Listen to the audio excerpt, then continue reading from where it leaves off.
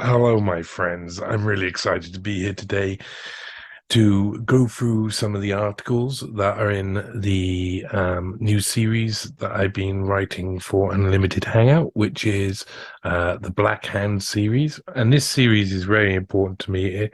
I'll tell you where it started off now, but it is going to start off with the death of these nightclub girls, nightclub hostesses, people who worked in London, girls who worked in London, women who worked in London, really strong, powerful post-war women. One of the biggest problems for a lot of the gangsters and intelligence agencies in 1950s and 1960s London was a lot of these women had experienced the war. They had to go out to work and do men's job and do, work in the factories and do all of the things they were told they were women and they shouldn't do. And then they realized, oh, look, we can do loads. And they went out after the war and they made successes of their life. And a load of them then met their ends. And, they were all kind of tarred with the same brush of party girls, girls who like nightlife, girls who like to go out. But these were interesting girls. This was an interesting time. And really, it starts the first death in this series, really, if you go chronologically, would be of the girls included in the series, would be Ruth Ellis, the last woman to be hanged in United Kingdom. And Ruth Ellis, of course, loads of people know her story, but not a lot of people know that there's many questions around her stories. And she was working for Maurice Connolly, who was managing a few clubs, was close to Ruth. But Maurice Connolly was also managing brothels all around the area. I mean, Ruth herself, her flat upstairs was a brothel that I think she partially managed for Maurice Connolly. So it's hard to know what the truth is about, because people don't, of course, go around and go, oh, I did a brothel for so and so, write it down in the newspaper, won't you? So you hear lots of rumors and lots of things from people going on at the time, but you can be sure that the little club where Ruth Ellis was located was right in the center of the establishment, alongside other clubs that were nearby. As I've tackled in the first part of this, and I'll tackle in the first part of this episode of right now, is that Esmeralda's barn was just nearby. The Montrose clubs were just nearby, and many other, really, like the Blue Angel was nearby, and these were all clubs which were run by women, managed by women, mostly, as like the main hostess or the main person to sort out the issues. And these women were about to be dead over a 2-year period. Nearly all of them died. That's insane. If you look at patterns throughout time, it's a pattern that makes no sense. And there's lots of questions around the death. So let me explain some things on this episode of NEWSHOUND. Right. Welcome to NEWSHOUND. And let's start off by explaining a few really, really important things about this series, about how it started. So I was in Britain. Chile wasn't letting me in. So my son had been born in Chile, and Whitney, my partner, who some of you may have heard of or seen, she had to look after the kid herself, and the British embassy had just closed up. The Chilean embassy closed up its embassies in Britain and was pretending it was still open. So I would ring them, email them, they wouldn't get back to me. Eventually I went there. There was 2 security guards and they said, no one's in the building. They've closed it. It's been closed for months. Yeah. They said, oh, have this email might work.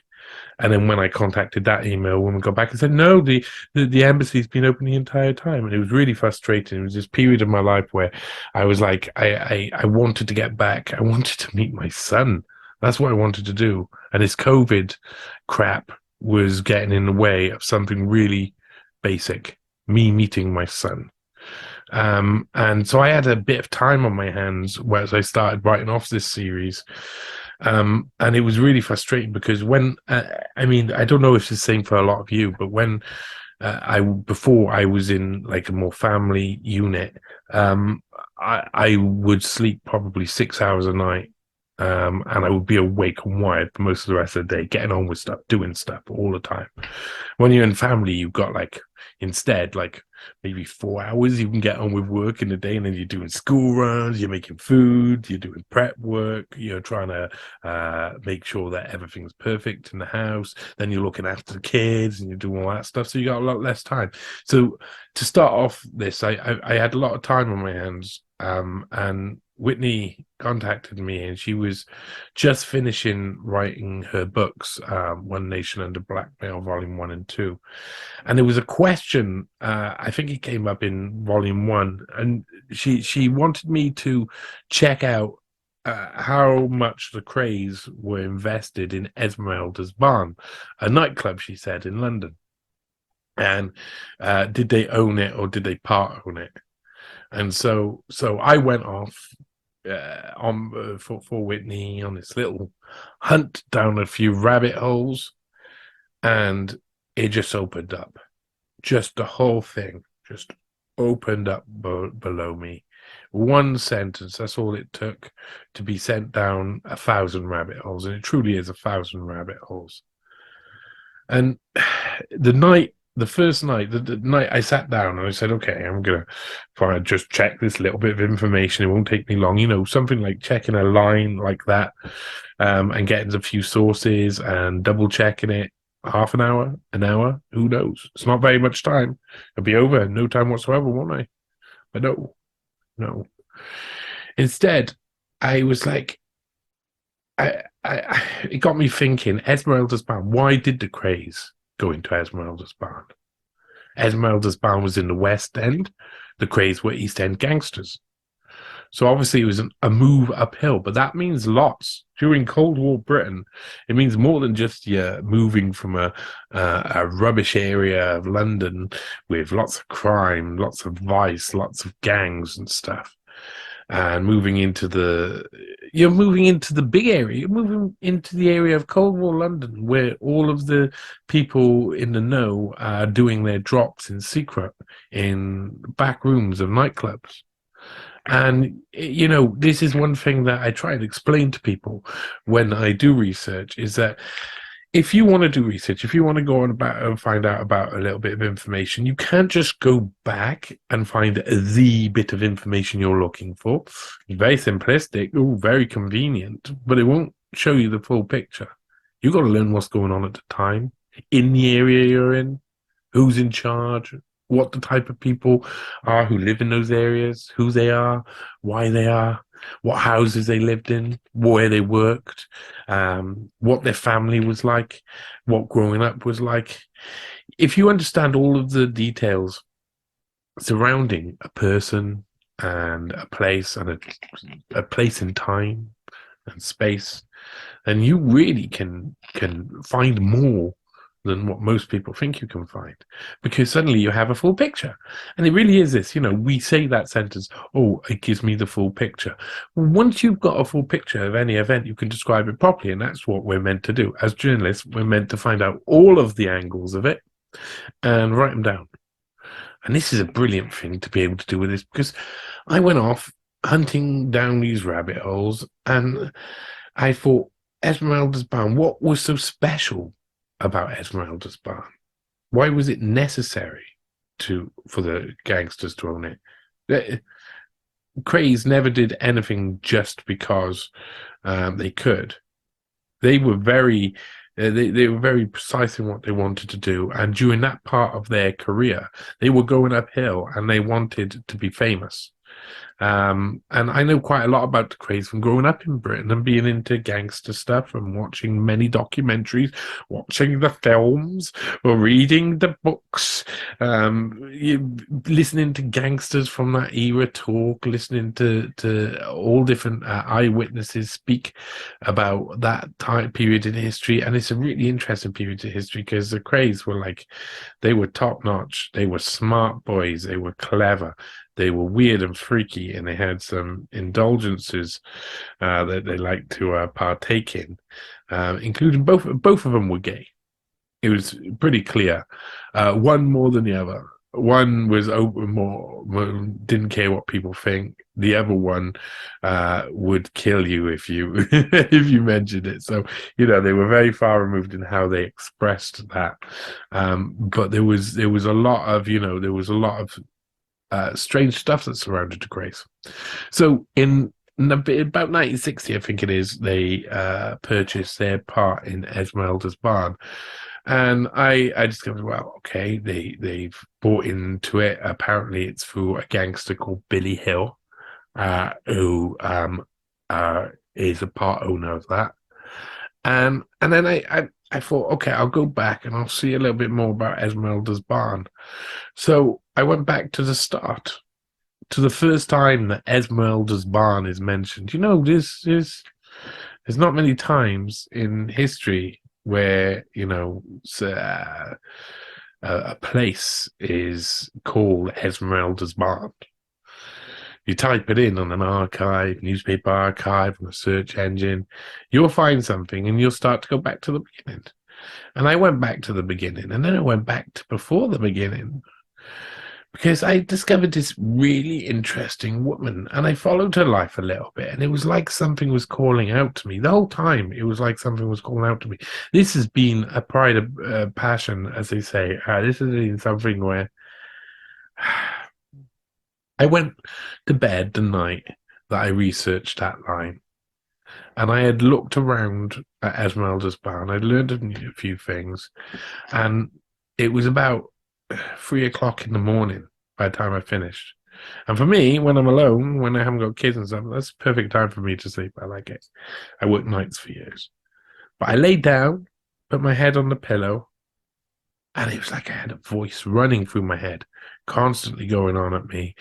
No, there's something else. What are you doing? Stop. And I couldn't stop thinking. So I was like, after about 45 minutes in bed, I was like, oh my God, okay,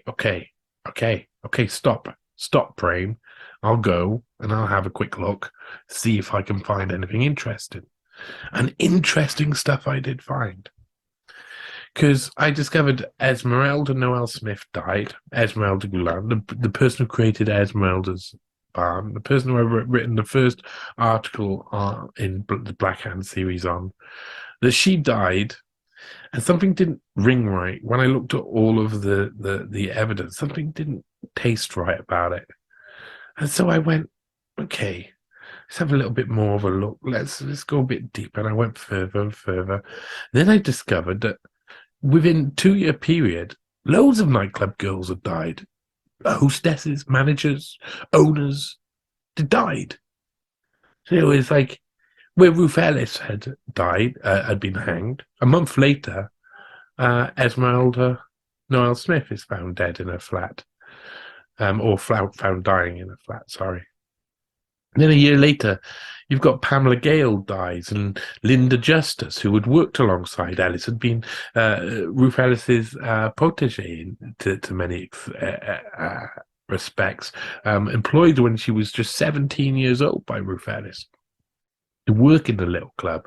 And she died, and Janet Curtis Bennett died, and there was all these a string of deaths of nightclub girls, unlucky girls who had entered into a world in London that was in flux. You see, there wasn't many places for spies and intelligence services to drop information. They did it over dinner. They did it in darkened rooms. They did it in nightclubs. All of the espionage that was going on at the time, well, these were people who were rich, who were wealthy, who wanted something out of life. Like one person in the series, I think it's within the third or fourth article, says, like, and I've mentioned this before, we didn't think we were going to die tomorrow. We thought we were going to die today. Nuclear bombs dropping from the sky and we would all be wiped out. And they were living with that sort of fear. So they were living their life to the fullest. And in doing so, lots of stuff happens. Humans strange, strange creatures. So today, in this news hound, what we're going to do is we're going to look through some of the newspaper articles surrounding Esmeralda, Barbara Knox Marsh, Pamela Gale, Linda Justice, and Janet Curtis Bennett. Like 5 of the main girls who lost their life during this period. And we're going to look at some of the discrepancies. You remember, newspapers will report what the reporters are being told. You know, they will report what they're being told. But there's clues throughout it that something else is wrong, that something does not make sense. So what do you have when you have a queue of girls who have died or gone missing? Because some of the girls I cover in this article and later articles are nightclub girls who go missing. Some are found, some aren't. So it's not only dead girls. There's a lot going on there. So what do you do? What do you do with that information? Well, I said, I got a load of suspicious deaths. I don't believe the official stories. Everything seems a little bit strange. Seems like these people are being hit off one by one. Well, why would that be? Well, normally in gangland or intelligence fashions, if that was so, if that theory was true, they were being killed off one by one, then it would be for a reason to take control of something or to hide information. Now, so maybe the girls were all working in cahoots with intelligence services and gangsters. But eventually, I think that would lead one way. These girls have too many ethics, too many morals, and a mouth on them, and they say stuff. The men who were involved in all this intelligence gathering and other stuff utilize these women for different purposes, sometimes also have relationships with them. And these girls get deeper and deeper until they know way too much. So that could be there. That could be the reason. But the nightclubs themselves being drop points, this is something that's mentioned in various bits of work over the past 30, 40 years. These nightclubs were really important. They were sanctuaries to intelligence agents. And so when I followed what happened at these nightclubs afterwards, who took over these nightclubs, it wasn't only the Krays. No. There were other people, other much more seriously messed up people who will blow your mind when we get into them. It was the birth of the sexual compromise operation. It was the start. Oh, and did they do a lot of sexual compromise? Yes, they did. So let's look at some of the details. Let's go through some of the newspapers on this episode's Newshound. Let's start to understand just a little tidbit about what happened to these girls. Right. So here we are. Let me put my glasses on, people. These nice reading glasses I've just got. They cost maybe £5 in the shops. Keeps me seeing. If I ever did buy any in opticians, they break straight away, so I don't.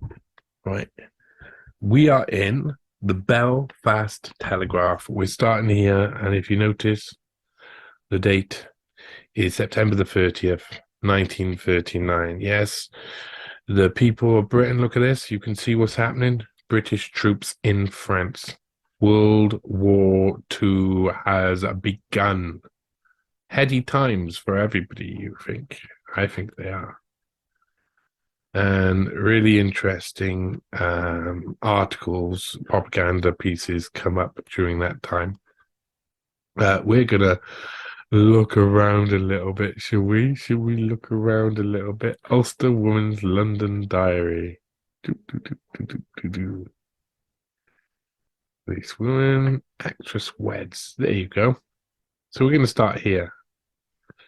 I hear that Esme Gullan, who's married to Flight Lieutenant Noel Smith, Ronald, sorry.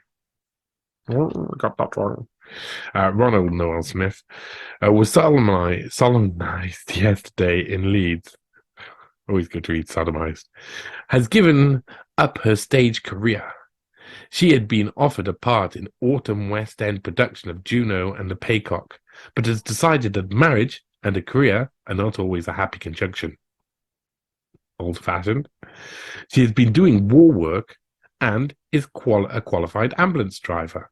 Her marriage took place earlier than was expected owing to the war, and Esme regrets deeply that her parents were unable to cross for her wedding.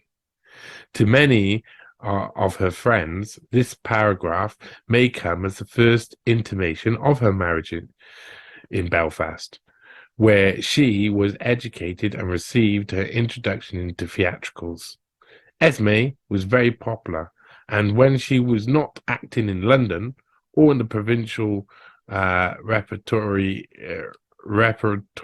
companies, she was often seen in Belfast at smart functions. She is related to Miss Marjorie Gullan, a voice production expert who has adjudicated at various musical festivals in Belfast. She's also related to an actor as well, another Gullan at the time, who, as I mentioned in the article, was in a movie, a philo-Semitic movie called Jesus. And that was a pro-Jewish movie made in the mid-30s, and then later on Goebbels remade it as an anti-Semitic movie, like it's a battle backwards and forwards in art and propaganda. So it was very, very interesting. The original was seen as terrible, the one made in the 30s, the philo-Semitic, and the anti-Semitic one is seen as being the most anti-Semitic of all movies in history. But there you go. 1939, the war starts. A young Esme, who is already an actress, gives up acting, it says, but that's not quite true. There she is. There's our girl. And here we go. We're in the Calgary Herald. Here you can see Calgary Herald 1942. In newspapers.com. So we've got this bar across the top of it here. And we can see a picture here from England. So this is in Canada, of course. And Miss R. Noel Smith. So that's her married name, of course. Mrs. Ronald Noel Smith. Dinner at 8, impractical in London now, visitor says. Dining late may still be fashionable in England, but according to a recent and charming arrival from that country, it is becoming just a little bit risky. If you leave your evening meal for too long, particularly in London, you will find yourself wandering happily into a restaurant, only to be told, "We're terribly sorry, but we are all sold out."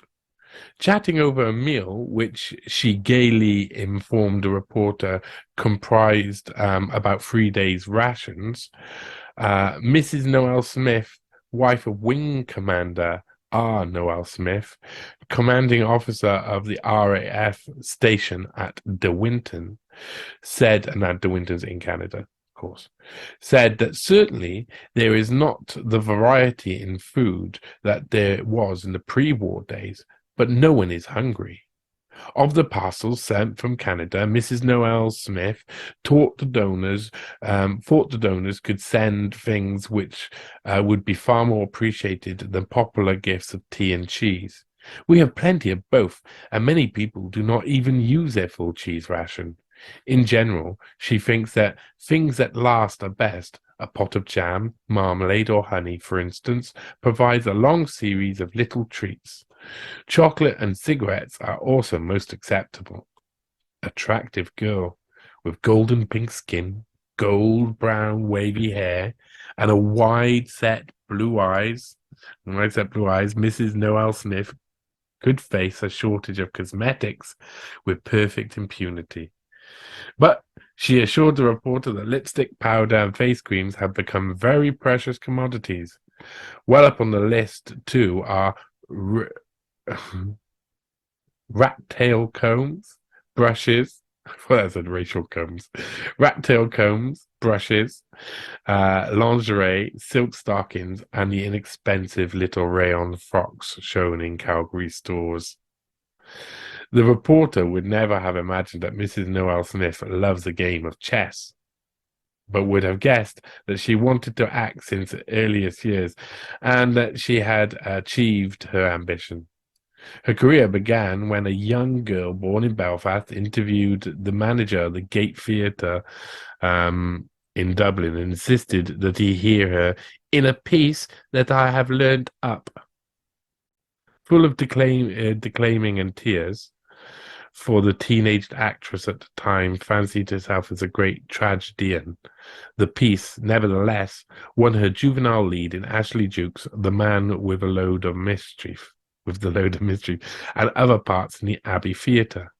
She tried her luck next in London, where she struggled on her own earnings and a small allowance from the family, who wanted her to study domestic economy and stop her nonsense about the stage.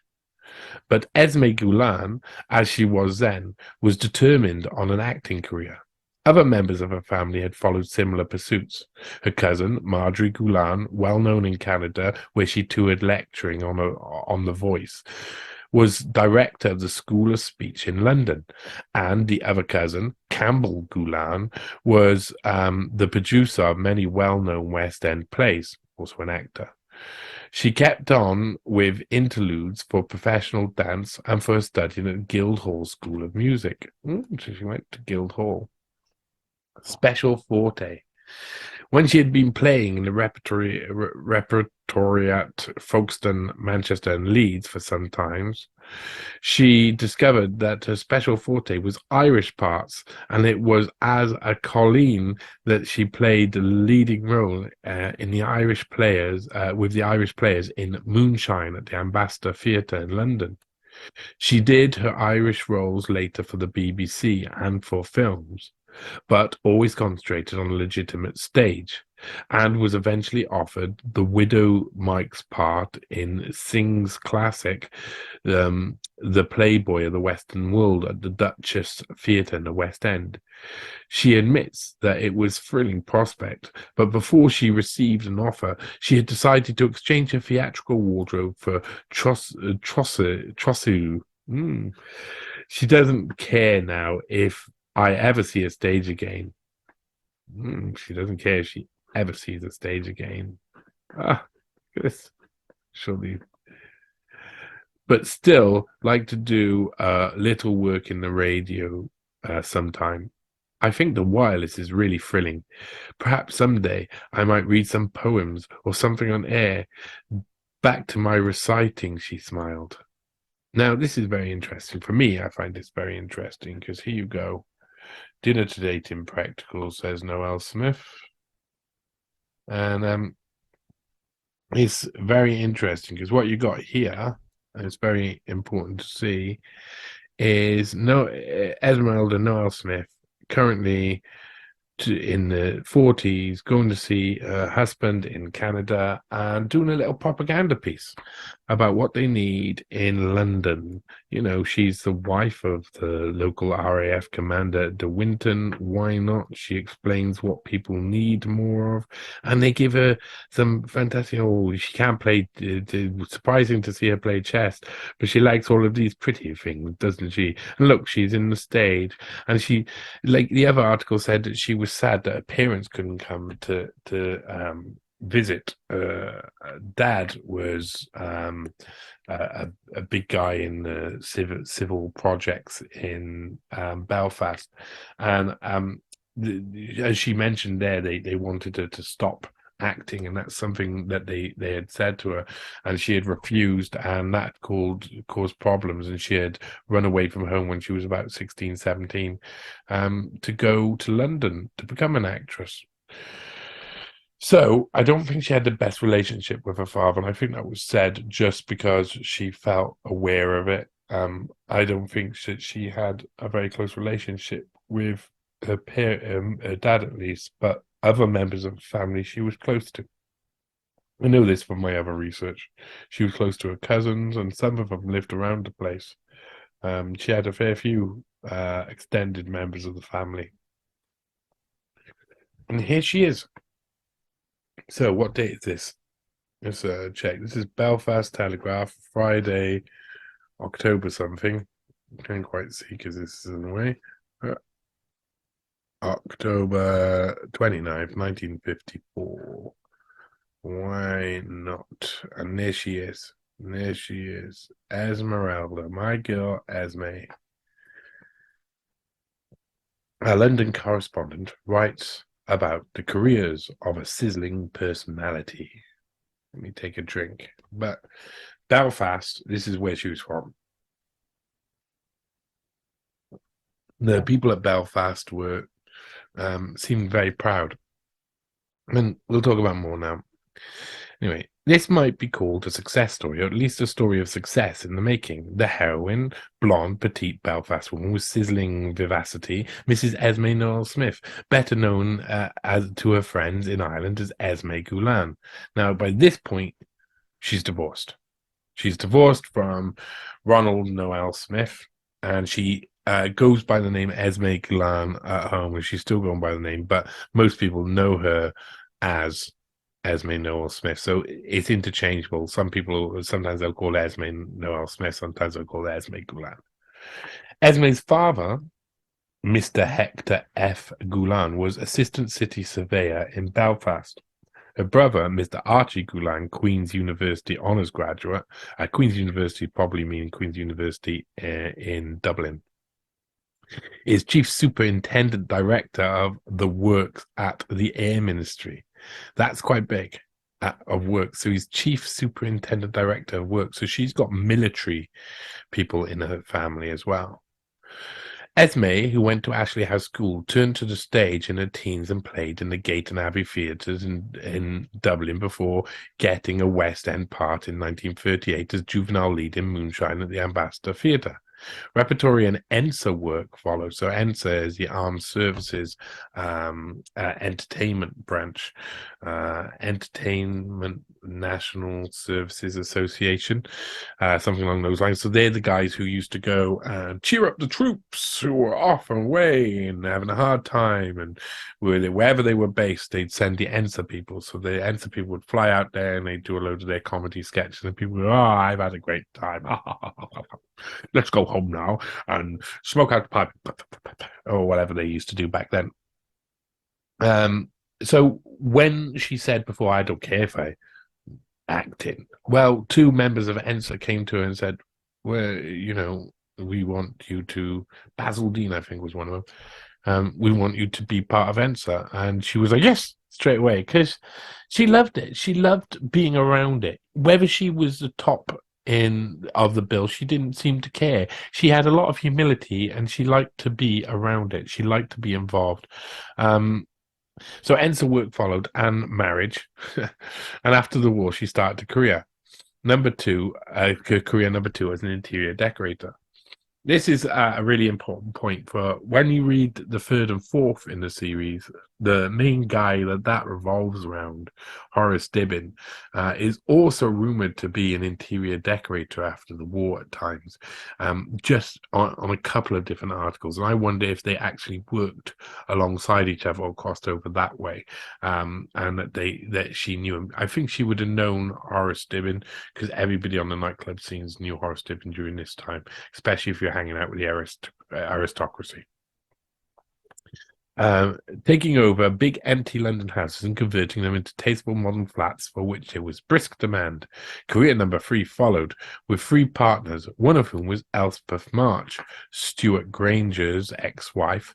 She started a buttery in Dover Street, Piccadilly, of which she became sole proprietor 2.5 years ago. So that's the Dover Street buttery that I went and seen in the last NEWSHOUND, where I walked around and had a look at some of the places. So it was somewhere around in Dover Street was her first buttery.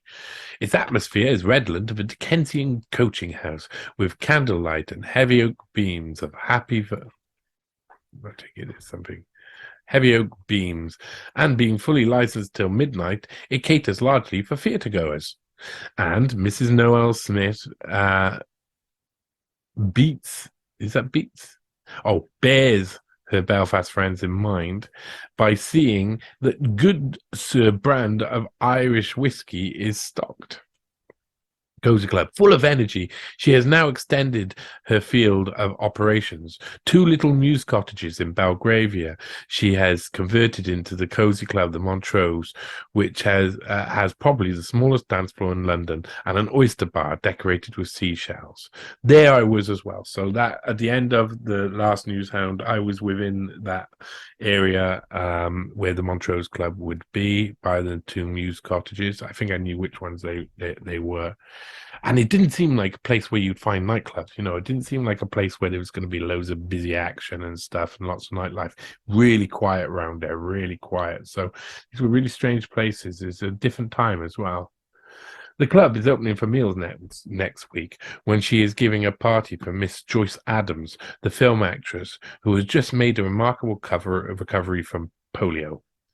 It is typical of Mrs. Noel Smith that she has gone to one of the most famous restaurants in Europe, the Consul de Marie at Capri, for 2 Neapolitan chefs. More on the way. Other schemes on the way. She has taken over the Torch Theatre in Wilton Place and intends to run it on review lines with dancing on the stage, programs featuring discoveries and Neapolitan food for patrons. I shall be looking forward to I shall be looking for Belfast talent, she told me. Boom, the intersection there again. That Torch Theatre she takes over in Wilton Place will become Esmeralda's Barn. Esmeralda's Barn will be taken over by Horace Dibbin. She takes over the rundown Torch Theatres and she did them up. She redesigned all the interiors and she had other people come in to do that. First of all, she had Anna Goni, who was painting a portrait of the Queen at the time, to come in and draw a mural. But for some reason, she then decided to cover that up. Only uncovered in around 1960 by Stefan DeFay, a guy who was run the club by that point and also presented something called BBC Cafe Continental, which was a bit of a weird program in itself, weird BBC program with some weird links and connections. So she had gone to the Consul de what do they call it? Oh, the Consul de Marie in Capri for these 2 authentic Neapolitan chefs, and this was Torch Theatre creating Esmeralda's Barn. This was going to be her key place. This was going to be the place that had her famous. There would be dancing on stage, there would be shows, there would be good food, there would be a lot of people, and she kicked that place off with a bang, and it became something else very quickly, and it may be the reason she died. We went there as well in the last NEWSHOUND. Further plans. Oh yes, I have other ideas, said Mrs. Noel Smith. I shall be opening another buttery in Knightsbridge, and I have an eye on a possibility of opening a club in Belfast. Well, she was dead before she could do that. This does not exhaust the activities of a tempestuous personality who showed that she did not lack courage by going off the 30-foot diving board at Picky when she was 17. So Picky is obviously a place in Belfast where people go for jumping off things, and the rest is about other things. There's a little picture of her, and we use this picture, which we'll talk about now as well in the article. Let me just close a couple of these, make it run a bit better. Here we go. Yeah, and that picture was taken because of this incident. So this here, we're in the News Chronicle on Tuesday, March 11th, 1954. And it says, her strapless gown worried a policeman. You don't really see a good picture of her there. It makes her look quite ugly, to be honest, and she was an ugly girl. Why would a strapless cocktail dress be not becoming in the eyes of a Nottingham policeman? It caused no comment anywhere else, said Mrs. Mary Esmeralda Noel Smith above. Yeah, her first name was Mary, but she used Esmeralda, which was a Chilean auntie's first name. She preferred that, of South Audley Street, London, at Nottingham's Guildhall Court yesterday. Interesting. She's living at South Audley Street, so she's just about to move to a new residence where she will die next year. Mrs. Smith is an attractive blonde. Mrs. Smith, an attractive blonde, was wearing the dress in Nottingham Transport Cafe at 1:30 a.m. when Police Sergeant Frank Taylor came in to see her about a car. Then he said he spoke to her about a dress. He said, "It was not becoming. She had a very low-cut dress on, and I thought, in her own interest, I should speak to her." Not aggressive. Some lorry drivers were watching her and laughing. He denied being aggressive. Mrs. Smith was fined a total of £10 for sounding a horn and parking on the wrong side of the road at night, failing to display a license, and failing to produce a driving license insurance certificate. Good girl. So there you go. There she is, causing trouble. And she's a fun, vivacious woman. And there you go. This is the start of it. And this is gonna start me getting emotional because this has been an emotional ride. Owner of nightclub found unconscious. Belfast-born Mrs. Noel Smith, Mrs. Esme Noel Smith, the Belfast-born nightclub owner and a sizzling personality, was found unconscious in a flat yesterday. With her, also overcome by fumes, was one of her hostesses. It took a doctor 45 minutes to bring Mrs. Noel Smith, better known to her friends as in Ireland as Esme Gullan, and her friend round. He said another 5 minutes and they would have been dead. A police officer said their asphyxiation was due to a blowback by a gas fire. There's no suspicion of foul play. This is wrong. So a nameless police officer said this, but there was no blowback on a gas fire. The gas fire was still lit. False reporting there. First point of false reporting. Last night, both women were in hospital. Their conditions are serious. Their condition is serious but not critical. Mrs. Noel Smith's father, Mr. Hector F. Gullan, was assistant city surveyor in Belfast. Her brother, Mr. Archie Gullan, blah, blah, blah, blah, blah. They talk about her relationship with the stage, her second club, the Montrose in Bulgaria, was open before Christmas when the guest of honor was Miss Joyce Adams, the film actress. Ooh. Mrs. Noel Smith said recently that she had in mind the possibility of opening a club in Belfast. Yes, she had. Yes, she had. Yes, she had. So she was found unconscious. And there you go.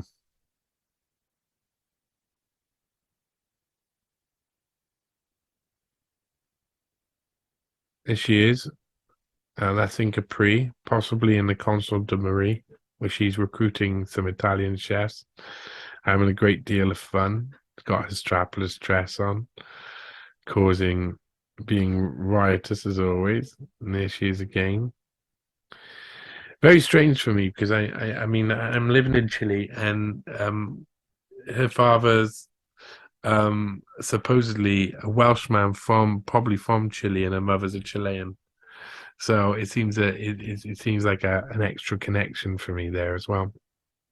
And this, in the Sunday Pictorial by Tom Tullett, is really important. Queen of nightclubs dies. Beautiful Mrs. Esmeralda Noel Smith, London's greatest nightclub queen since Mrs. Kate Merrick of the 43 Club, died yesterday. A month ago, she was found unconscious in a gas-filled room flat in Kinnerton Street, Belgravia. See, Kinnerton Street. So her flat she changed dresses within a year. Her death was an accident. The gas fire, which had been left on, had a blowback, and the room was filled with gas. Not completely true. Doctor and nurses of St. George's Hospital fought day and night for her life. Though they lost that battle, they saved Miss Valerie Evelyn Fisher, the 21-year-old hostess found in the same room in the flat. Yes. Mrs. Noel Smith, Esme to her friends, had a relapse early yesterday and died just before the nightclubs she ran were due to open. She was one of the gayest of London's socialites, whose day began with evening cocktails and ended at dawn. Her admirers called her the Green Goddess because of her vivid green eyes and perfect figure. She ran the Montrose Club and Dover Buttery restaurants and Esmeralda's barn. The barn was a favourite. Its walls are covered with planks and straws, and it is decorated with cartwheels and horseshoes. She got Pietro Annigoni, who painted the latest picture of the Queen, to do the decor. Not quite true. He didn't do that. She covered up his portrait, so the paper's wrong there. And lots of reporting is wrong when you know all the details. Then she disagreed with this design and changed it. Oh, okay. Sorry, it's not wrong. Sensation. Only a year ago, Esmeralda caused a sensation in Nottingham Transport Cafe. A policeman spoke to her because her appearance was not becoming, and lorry drivers were watching her and laughing. Later, she appeared before local magistrates for motoring offences. She said she was wearing a white strapless cocktail dress at the time. I don't know why my dress should cause comment in Nottingham, she added. It doesn't anywhere else. On stage, Mrs. Noel Smith was 43. At 17, she ran away from home in Rothesay and arrived in London penniless. She became a hostess at a West End hotel for £5 a week and her meals. Then she got a job modelling swimsuits before she was 20. She was a toast of London. Millionaires offered her marriage. But she kept her ambition to go to the stage and played in 2 West End musicals. Just before World War II, she married squadron leader Noel Smith, but they were divorced in 1947.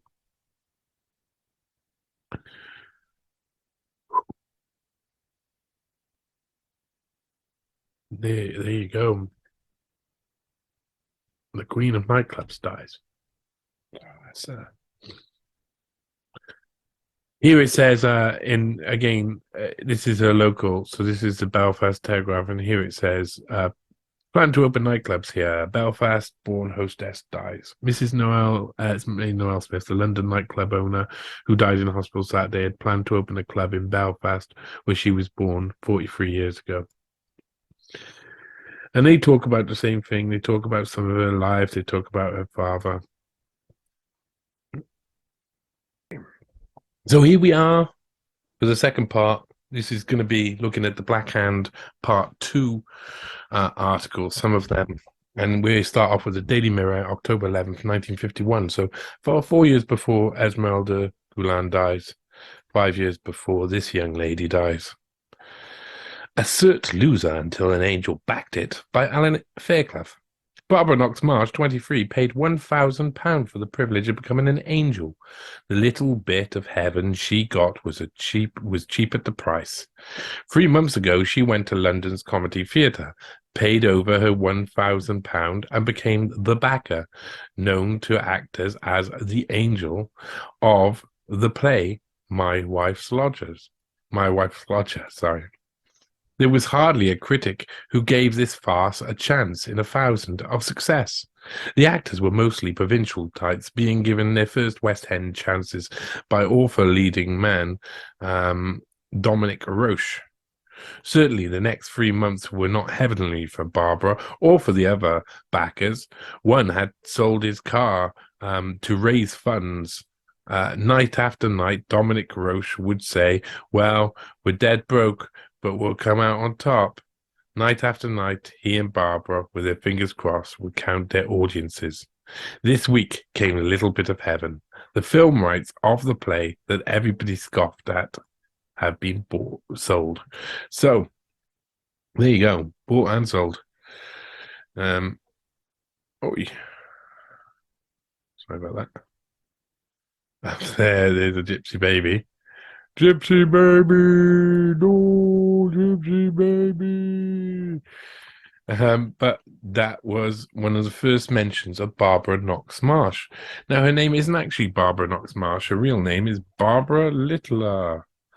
Yes, it is. Wait a minute. Let's close that up. Her name is actually Barbara Littler, and she used a stage name as Knox Marsh. and she started to run nightclubs like a lot of other people. And some of the nightclubs she had run included the rebranded version of what the Stratton Club would become. So here in this article, as you see, it's right in amongst it, in the Westminster Pimlico News, May the 27th, 1955. By this time, I think Esmeralda Gullan is marked for death, you could say.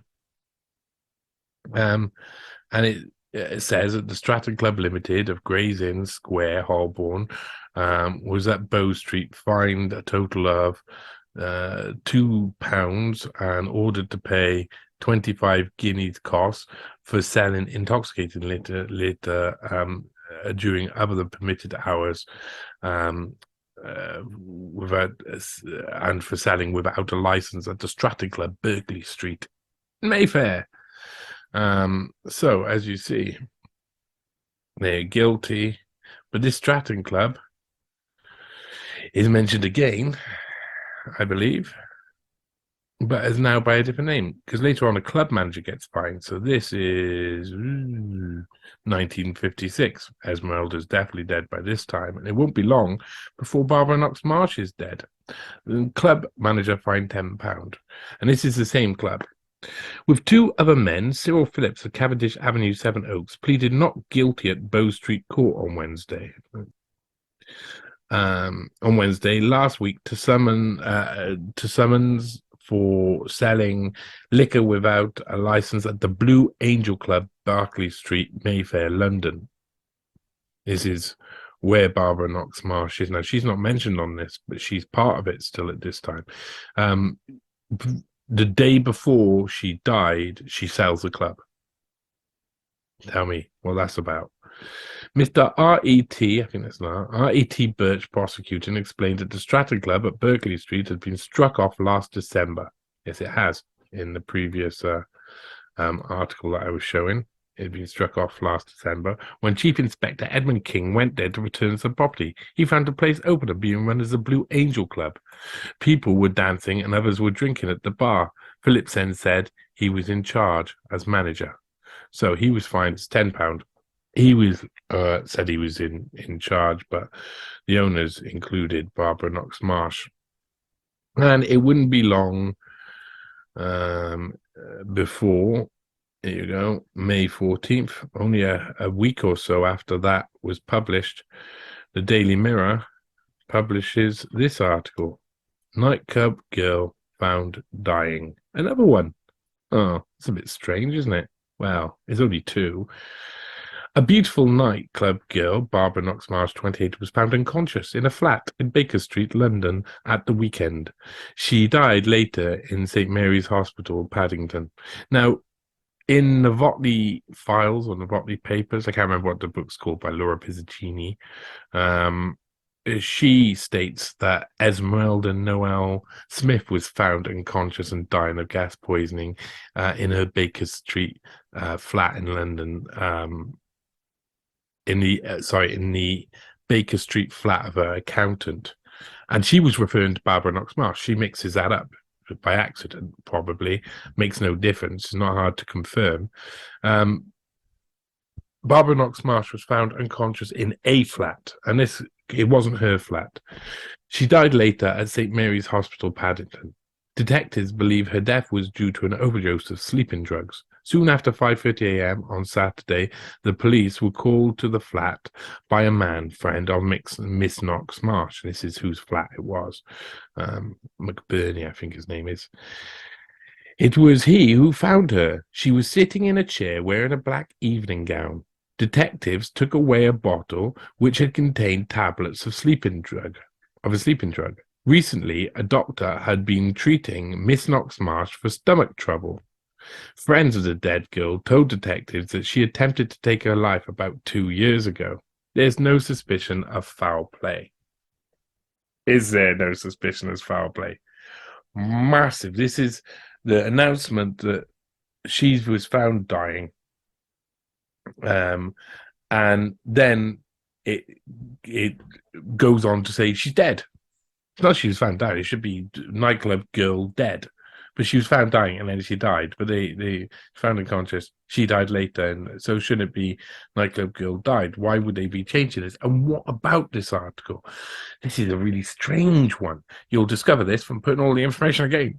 Like I say, loads of articles. I had to discount certain articles because there was so much error. There were so many errors in them that the people hadn't obviously done their job to research anything. Had just been reporting and just been like, "Oh, give me some of the details." Okay, and written it down quickly and made loads of mistakes on various different cases throughout this. So I've seen some bad journalism happen. But here you go. She was found in a flat called by a man. Now that's the flat owner, James McBurney, I think his name is. She's found in a black evening gown. That is also said to be true. Detectives took away a bottle that had contained tablets of a sleeping drug. Very interesting that they tell that to the press at this stage when she's just been found dead. Recently, a doctor had been treating Miss Knox Marsh for stomach troubles. Yes, he had. She had reportedly said she was going to go to the doctor.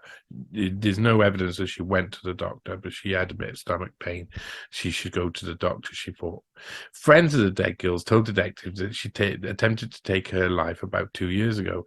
But this isn't true. In actual fact, the majority of the report said that she loved life and that was to do with something else, but nothing is, it's very ambiguous. There's no certainty to this attempt to take her own life. It's just mentioned in this article, and then someone else says there's rumors of it in other articles, but they never quite nail it down what that means. But everybody, all the people who know her, say she is a happy person all of the time. There's no suspicion of foul play. No, really. But wait, there's one other thing. She was sitting in a chair wearing a black evening gown. If that is true, then the future articles and the coroner's report lied. If she's sitting in a chair when she's found. And you'll see this soon. And here you go, straight away. Wednesday, May the 16th, 1956.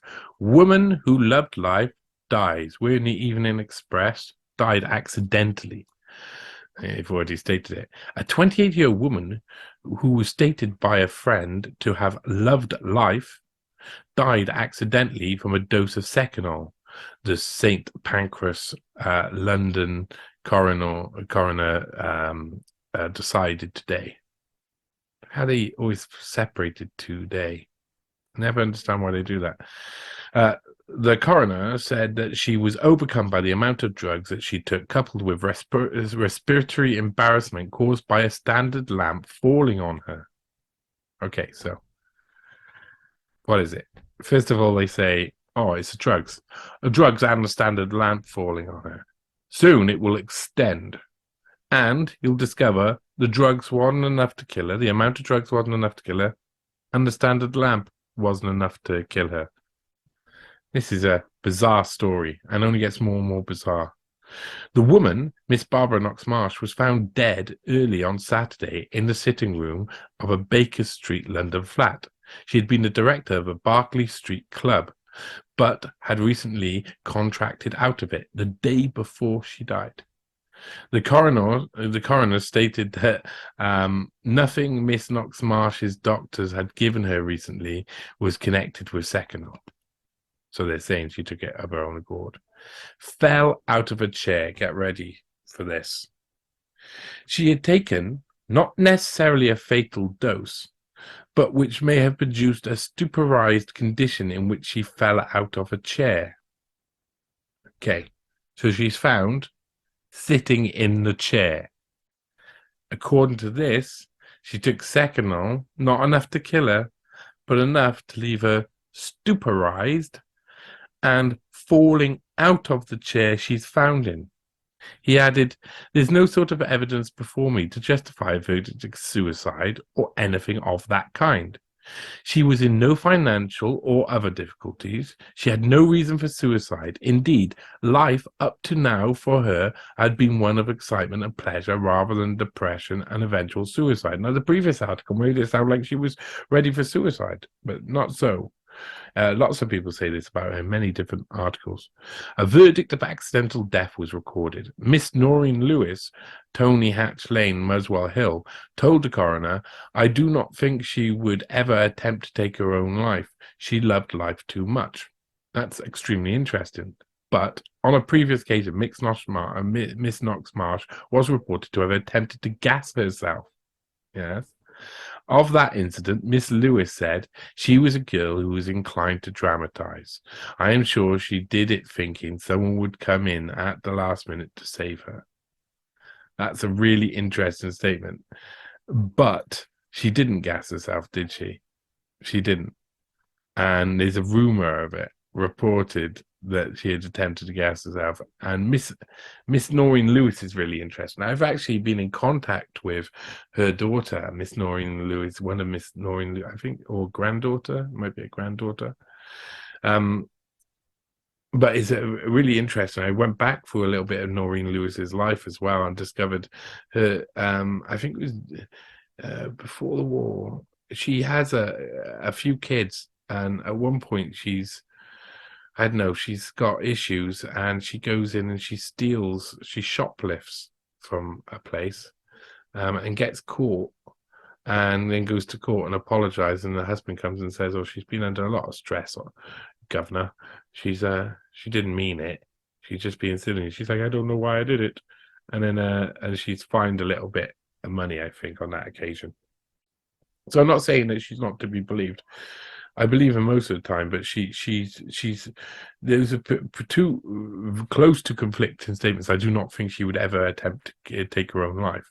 And then she was a girl who liked to dramatize, and she may have tried to gas herself. They are very two separate like statements, but this was reported over and over again. Barbara Knox Marsh loved life. Now here, and what is this? This is the Marylebone Mercury, Middlesex Independent, and West London Star. This is May 18th, the following day, 1956. Hostess found dead in Baker Street, worried. Miss Knox Marsh, beautiful West End hostess, found dead in Baker Street flat at the weekend, had been worrying about going to hospital, friends said this week. She was due. So, as you've seen in the last one where, she went to see a doctor about a stomach complaint, they've extrapolated from this. She was due to receive treatment for duodenal ulcer. Sleeping drugs had been prescribed for her. So she had gone and seen a doctor. That looks like she had to, but it's extrapolated. In actual fact, she had an ulcer. That's not going to kill you. Yeah, sleeping drugs had been prescribed to her. So the drugs she got given were prescribed to her. They were prescription drugs. Miss Knox Marsh, 28, was found lying on the floor. Again, discrepancy from the first reported article. She was found lying on the floor. It clearly said she was found in the seat. So there's obviously discrepancies, and this will continue. In the lounge of his top floor flat at number 15 Baker Street, St. Marylebone, by Mr. James McBurney, 48, an accountant. So this is the accountant friend of hers in the Baker Street flat that Knox Marsh was found in, that Pizzacchini in her book claims is Esmeralda Noel Smith, when it's not her at all. He was a close friend and business counselor of Miss Knox Marsh, who had sold her share in the Blue Angel in Berkeley Street on Friday, the day before. It's unbelievable. That's quite a big step to have in your life. Take a big step into your life, sell your partner club, and die the next day. Taken to hospital.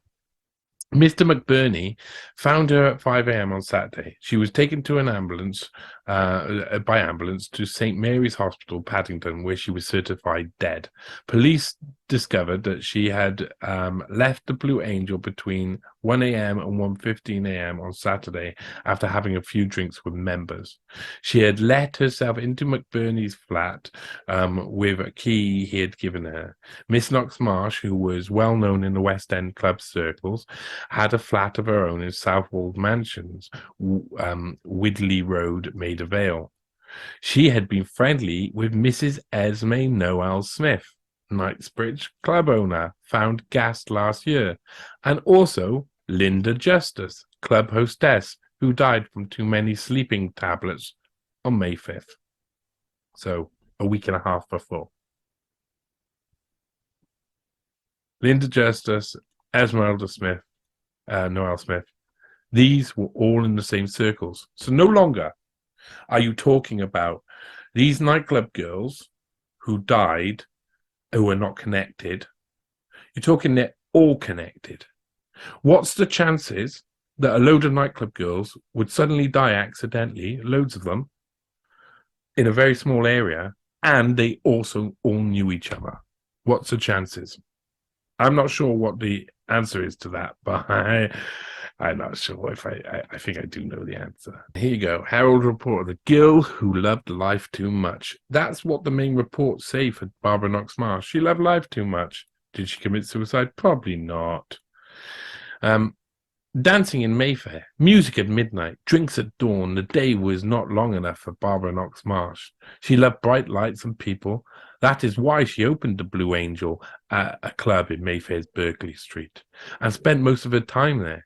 She was in the club as usual last Friday, and it was early morning before dancing couples saw the tall, shapely girl in the black cocktail dress leave. 4 hours later at dawn, she was found drugged and dead at Baker Street flat, a mile away, still in the cocktail dress. Did she commit suicide? A coroner asked yesterday.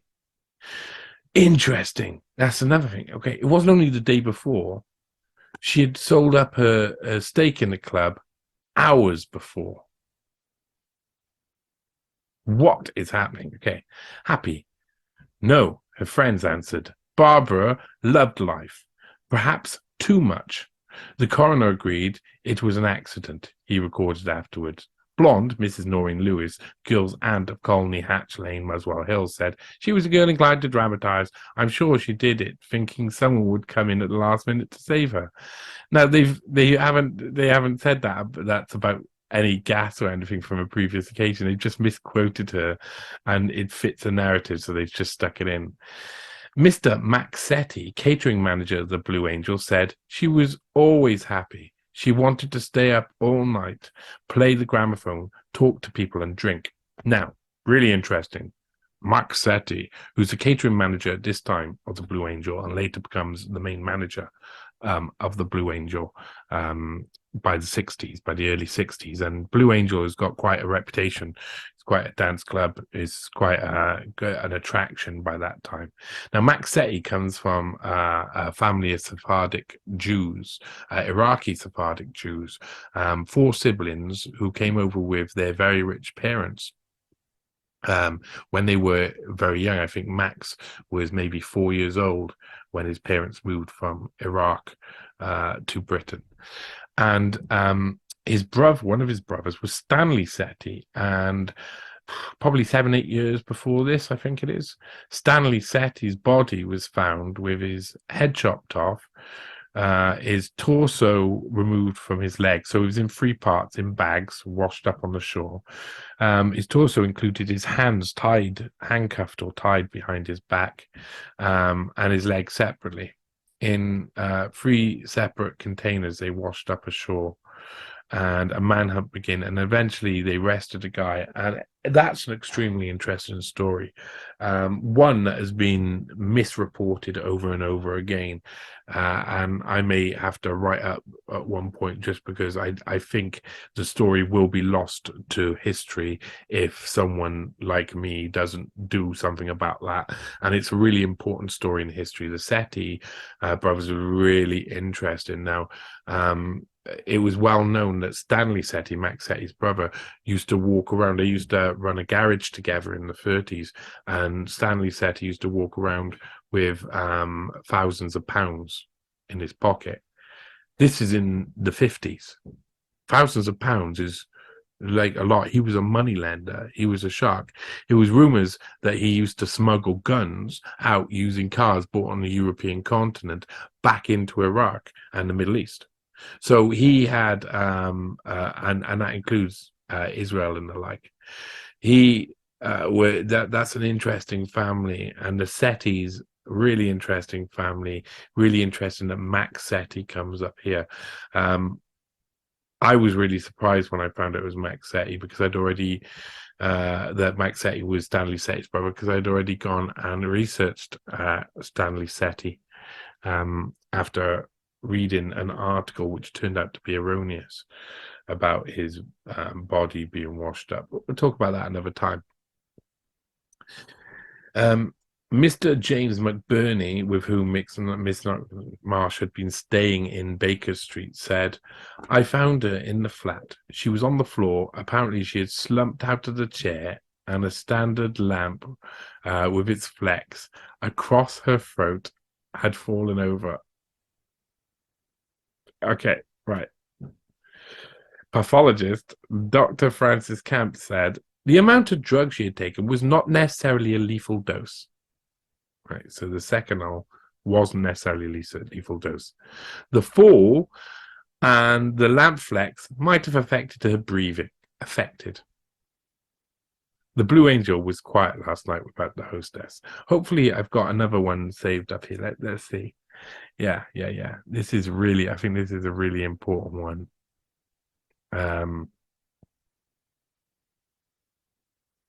So Mr. McBurney said he went to bed about 11 p.m., did not hear Miss Knox Marsh return home. He awakened about 5 a.m. and found her on the sitting room floor with a standard lamp lying nearby. Mr. F.E. Camp's pathologist said he found about 10 grains of Seconal in her body. It was a high dose, but not necessarily a lethal one on ordinary circumstances. So it was not a lethal dose on ordinary circumstances. The coroner stated that nothing Miss Knox Marsh doctor had given her recently was connected with Seconal. So Seconal was separate.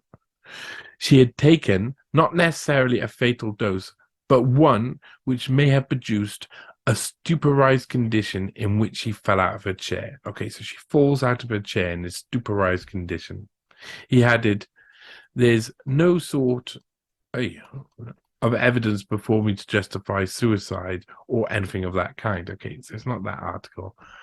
I'm looking for one part of an article, because you see there's a fair few articles about that's not one about this, but basically the very interesting thing about Knox Marsh is that what was said at the inquest is that she fell, she took the Seconal. It wasn't enough to kill her. She got a little bit woozy. She fell out of the chair, and the cord for the lamp wrapped slightly around her head, her neck, and wasn't enough to throttle her, but caused her respiratory embarrassment. And the two combined things led to her death. This is what they say. The two things led to her death. Here we go. Sorry about the wait there. Pathologist Dr. Effie Camp said she had bruises in keeping with striking something. She had marks on her wrist and neck where she had become entangled with the cord of the fallen lamp standard. Okay, get this right. You heard it. Pathologist Effie Camps said that she had bruises in keeping with striking something. Her bruises were on her wrists and her neck. Right. So where she's striking something. What? So they're saying she took this thing, she falls off the chair, she gets her neck wrapped around in the lamp cord a little bit, and she falls on the floor, and neither things can kill her, but she dies. That's what they say. And they say it's an accident. Apart from she's got marks, defensive marks on her wrist and her neck. Explain that. She had marks on her wrist and neck where she had become entangled with the cord of the fallen lamp standard. Another article exclaimed she had bruising on her neck and her arms. Now that can be from fighting somebody off or trying to fight somebody off. So she had marks on the wrist and neck where she had become entangled with the fallen lamp standard. These had given her respiratory embarrassment, which might have contributed to her death, the main cause of which had been an overdose of Seconal. She had taken 10 grains, which was a high dose, but not necessarily a lethal one. Large doses. Coroner. Is it not a large dose, Miss Dr. Camps? No, he said. There was nothing to suggest violence at all, apart from the marks on the arms and the neck and the bruising. The fact that she had fallen down might have made breathing difficult. Inspector John Bailey said that he had found no note or letter bearing Miss Knox Marsh's death. He had found a number of small bottles and vials, some of them empty. The coroner said Miss Knox Marsh had seemed to have arranged into the future. She had contemplated getting a house. On the day of her death, she had been at the club, and they had eventually come home. There had been a mark of the lamp cord around her neck, which, though it had not no means asphyxiated her, had made her breathing difficult. By no means asphyxiated her, even though she dies, had made breathing difficult. She might have slipped from the chair and got into an awkward position. There is no evidence to suggest suicide. There is, in fact, no particular reason for suicide. Life up to now had been one of excitement and pleasure rather than depression leading to suicide. Again, I can't get over this. I have trouble. I know I'm repeating it over. Maybe you're like, okay, we understand now. But really, she might have slipped from the chair and got into an awkward position. There had been a mark of the lamp cord around her neck, which, though it had by no means asphyxiated her, had made breathing difficult. She had marks on her wrist and the neck, and they ruled it accidental. Now, I found that quite amazing, that they ruled it. They ruled it accidental. And then she talks. I might have closed one wrong article there. Anyway. And they talk about her last hours here. And she was obviously not looking at dying. It says, last night, the Blue Angel, when Barbara went as a member after giving up her interest, they recalled that on Friday night, the night that she had given up her interest, she sat in a softly lit alcove, drinking lime and ginger. The band was playing Memories Are Made of This. When the music switched to Are You Satisfied, she got up and danced. Afterwards, she threw a coin in the fountain pool, over which a grey-blue plaster angel stands guard, and left with a wave and a "see you tomorrow" to her friends. A few hours later, Mr. James McBurney, at whose flat she lodged, found her dead in the sitting room. Mr. McBurney told the coroner that she was on the floor, dressed, and it appeared she had been sitting on a chair and had slumped from it. They say about the gassing herself. Again, life up to now for her had been one of excitement and pleasure rather than depression and eventual suicide. Verdict, accidental death. Extremely interesting moment. So, here we are. Next one. Nightclub girl, Linda, ran 2 firms. So this is... Oh, move that up there. This is May the 13th. So this is just before the death of Barbara Knox Marsh. And already another nightclub girl within a couple of weeks, 2 important nightclub girls within the same area die. And this article, which was published in The People, which is like the Sunday version of the Daily Mirror back then, I believe, Sunday, May the 13th, 1956.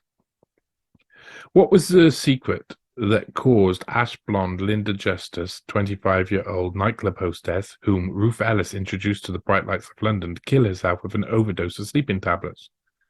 It was not revealed at last week's Westminster inquest when the suicide verdict was recorded on the girl from Peckham's southeast London, who was hired at 17 to pep up the little club and later worked at many West End clubs. Yesterday, I discovered the answer. Linda, the nightclub girl, was also Gladys Linda Justice, business girl.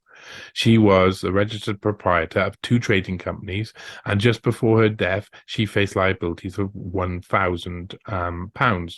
Her advisor, when she formed these companies, Justice Trading Company and Justice Toffees, was film and TV actor Alfred Dean, known as Man Mountain Dean because he's 6'9" tall. At his home in Eastern Avenue, Ilford, yesterday, Dean said, "I advised Linda about these companies and helped her to form them."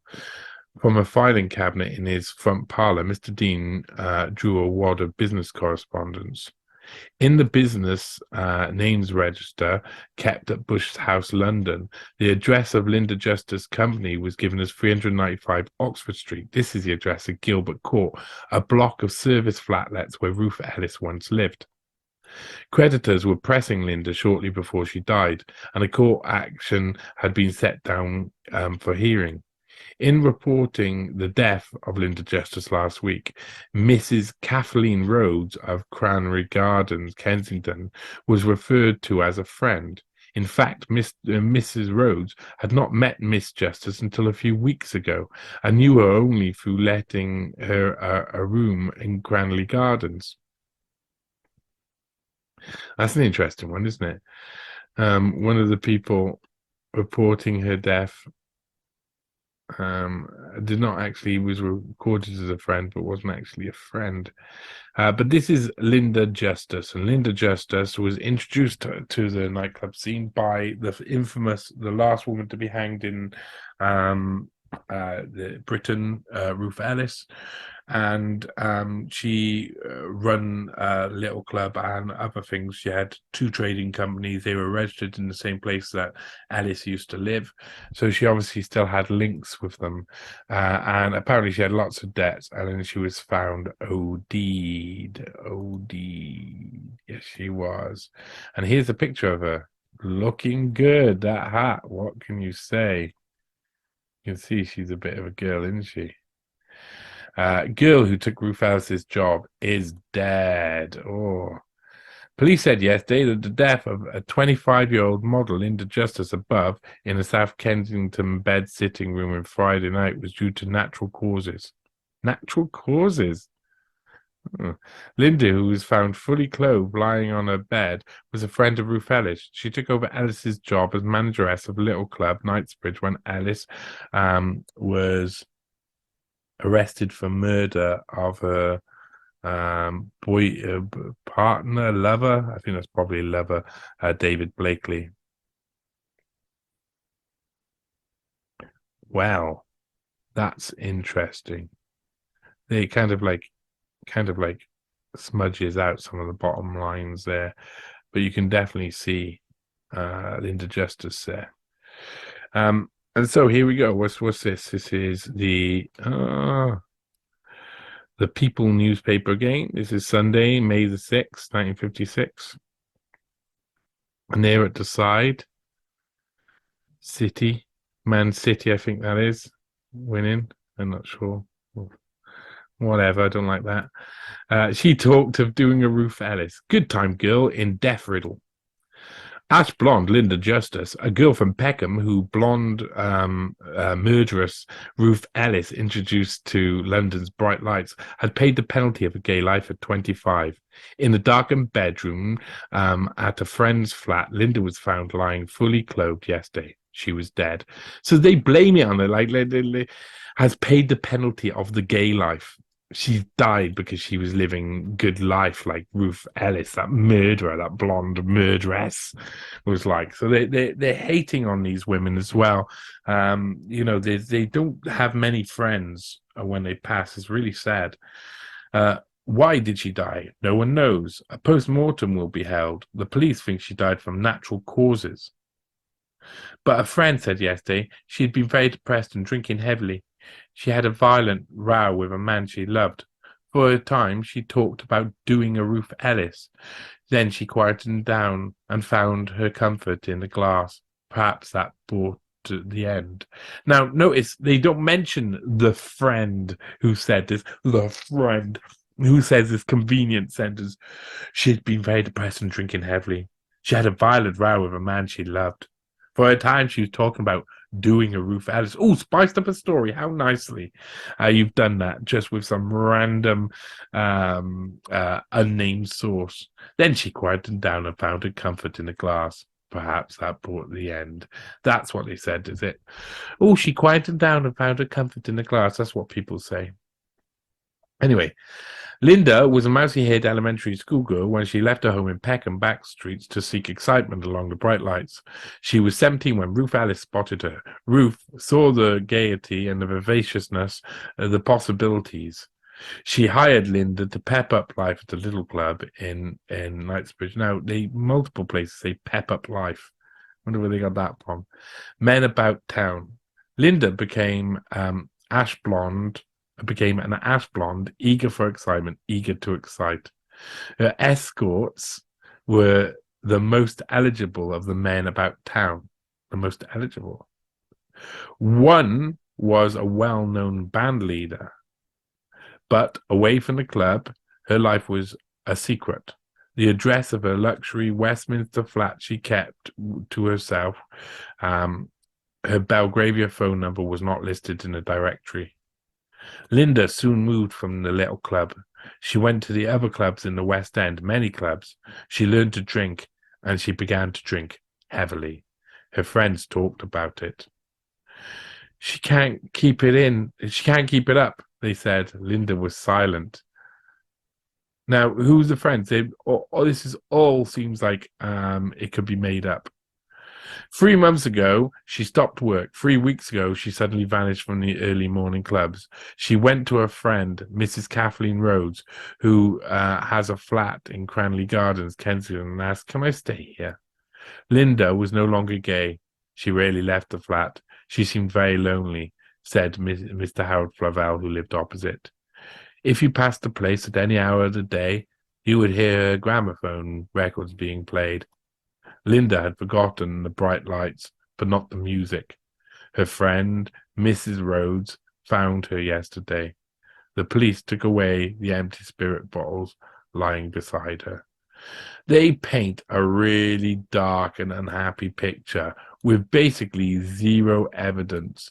Seems like it's like someone said to them, "Oh, you've got to find this as this and create the narrative," and that's what they've done. And this was Linda Justice. The end of Linda Justice. And then, oh well, back on. Look, I don't know why that one's come up. Put in order, but see, just a week later after that, it's Barbara Knox Marsh. Oh, I see why. Found slumped in an armchair. Earlier, detectives were told that this is about Barbara Knox Marsh now. It says, detectives were told that she had been in the flat from 10 p.m. on Saturday until police were called. Earlier in the evening, she was believed to have been in the Soho Club in Little Newport Street. She is the second nightclub girl to die in the last 9 days. Lovely Linda Justice, 25, died from an overdose of drugs in her Kensington flat. Linda was a friend of ex-showgirl Mrs. Janet Curtis Bennett, QC's wife, who was also found dead at her home 4 days ago. This is why it's important, because we're going to lead on to the next bit. Because yes, it wasn't just what's that, Mr. Curtis Bennett. Let's skip that. It wasn't just the one. Oh, there's another one. Oh, we'll go back to that. See, it wasn't just the one. I haven't brought in much about it, but Janet Curtis Bennett also died 4 days before Janet. So in between um, the death of Barbara Knox Marsh and Linda Justice came the death of Janet Curtis Bennett. So three, and she was a nightclub uh, worker as well. And then her husband would later die as well. So alcoholism was the cause of Curtis Bennett's death. A verdict that Mr. Frederick Henry Derek Curtis Bennett, QC, died of alcoholism was recorded at Hammersmith, London inquest today. The coroner, Mr. Gavin Thurston, who is involved in a couple of these, said that Mr. Curtis Bennett had been unwell since the death of his wife and had been treated for a nervous breakdown aggravated by consumption of alcohol. The circumstances in which he was found suggested that he must have fallen over the side of the arm of the settee onto a cushion. Sorry. I find that he died from asphyxia due to the blockage of external air passage while in a state of intoxication, added the coroner. So wait a minute. He fell onto a cushion. That's how he died. The circumstances in which he was found suggested that he must have fallen over the side of the arm of the settee onto a cushion. Bum, bum, bum, no! And then he fell onto a cushion. Oh, I'm so sorry for your loss. If he fell onto a cushion, he must be dead. Yes, he must be, because everybody knows cushions are deadly. I find that he died from asphyxia due to a blockage. So he's hanging over the edge of a chair. He dies of asphyxia. When Curtis Bennett, 52, was found on Monday lying downwards on a settee in his flat in Courtfield Gardens, Earls Court, London, Dr. Robert Trier, another one who comes up often, Home Office pathologist, said he estimated Curtis Bennett had been dead from 10 to 14 days. He'd been lying there for nearly 2 weeks. 16 ounces of spirits. Commenting on the alcohol content of the blood, Dr. Trier said a man, even if accustomed to taking alcohol in large quantities, would be in a state bordering on the unconscious. The coroner questioned Mr. Michael Stephen Moss, scientific officer at Metropolitan Police Laboratory in Scotland Yard, about his examination of specimens removed from the body. Mr. Moss said that the concentration of alcohol found in the body of Mr. Curtis Bennett indicated that he had died. There was circulating in his body alcohol equivalent to 10 3/4 pints of beer or 16.5 fluid ounces of spirit. Mr. Thurston, how much in ounces is the average bottle of whiskey? 26 and 3/4 ounces. So what? He had drunk just over a bottle of whiskey then, half a bottle of whiskey. What? Wow.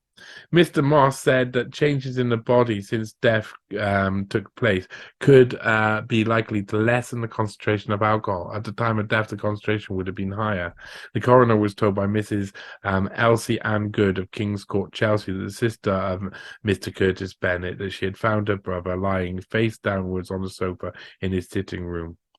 I think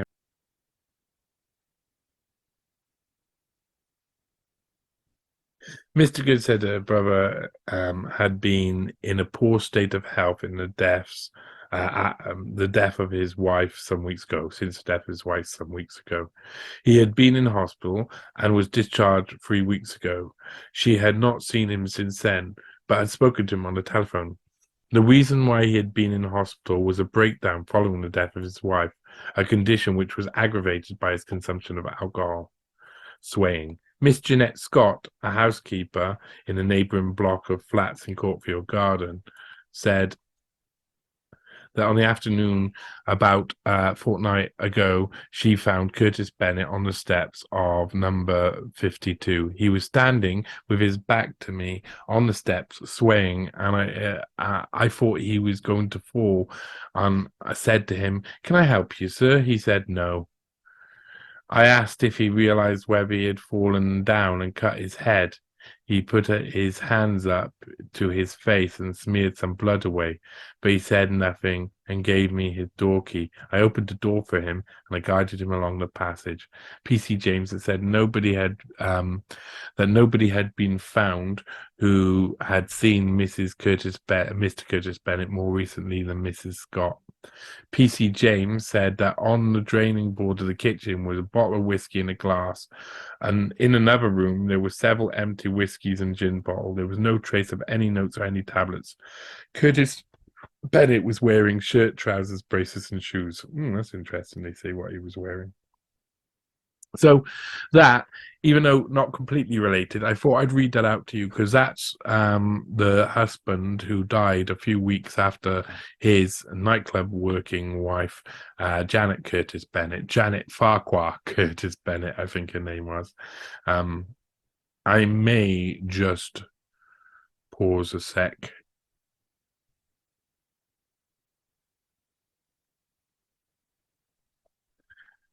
So I just had to pause up there so you can actually see. Here's Janet Curtis Bennett, bride found dead. So this is just in between Knox Marsh and Linda Justice.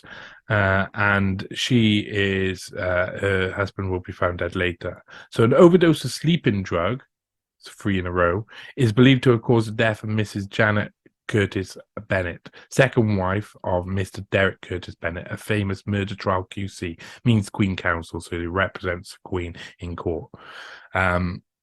Remains of a drug were found in a glass after Mr. Curtis Bennett returned and found his wife on a divan in their home in Courtfield Gardens, Kensington, on Wednesday night. He phoned the police. His wife was fully dressed in a red blanket, was pulled over her. Cuddling beside her was her pet kitten, Tiddlywinks. Platinum blonde Miss Curtis Bennett, shown right, was 26. Her husband, 52.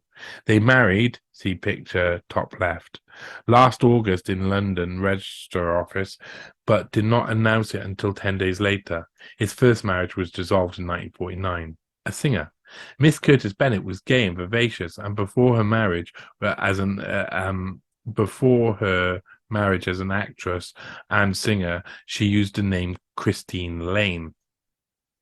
She had often been to clubs, and she knew club girl Linda Justice, who took her life with sleeping tablets last Friday. Linda Justice was introduced to club life by the murderess Ruth Ellis.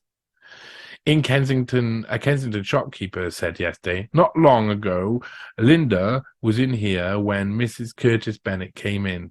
They knew each other because Mrs. Curtis Bennett acknowledged Linda's greeting. But they were obviously not friends because there was no conversation apart from the greeting. Recently, Mrs. Curtis Bennett said she was trying to get a job as a photographic model because she had so much free time. She was last seen alive on Wednesday evening by Miss Margaret Fletcher, who owns the grocery shop. Miss Fletcher said she came in to buy milk and chocolate biscuits and said she was very tired. A post-mortem was carried out yesterday by Dr. Donald Trier, same person who does the post-mortem of her husband too, the Home Office pathologist. He will read the report in the coroner on Monday. So, intriguing. Here you go. She knew Linda Justice as well, and exactly identical deaths again. Got to be kidding me. This is another death within 2 weeks. 3 girls die, nightclub girls die in similar ways in 2 weeks. What is the chances of that? Well, in London, it seems to happen all the time, only if you live between these periods here. And of course, they report on the alcoholism of Curtis Bennett. And we've gone through that. Oh, does it ever end? No, it never ends. No, it never ends. So we're in the Daily Herald. This is Tuesday, September the 18th, 1956. And here you go. Another nightclub girl found dead. Another London nightclub girl died yesterday.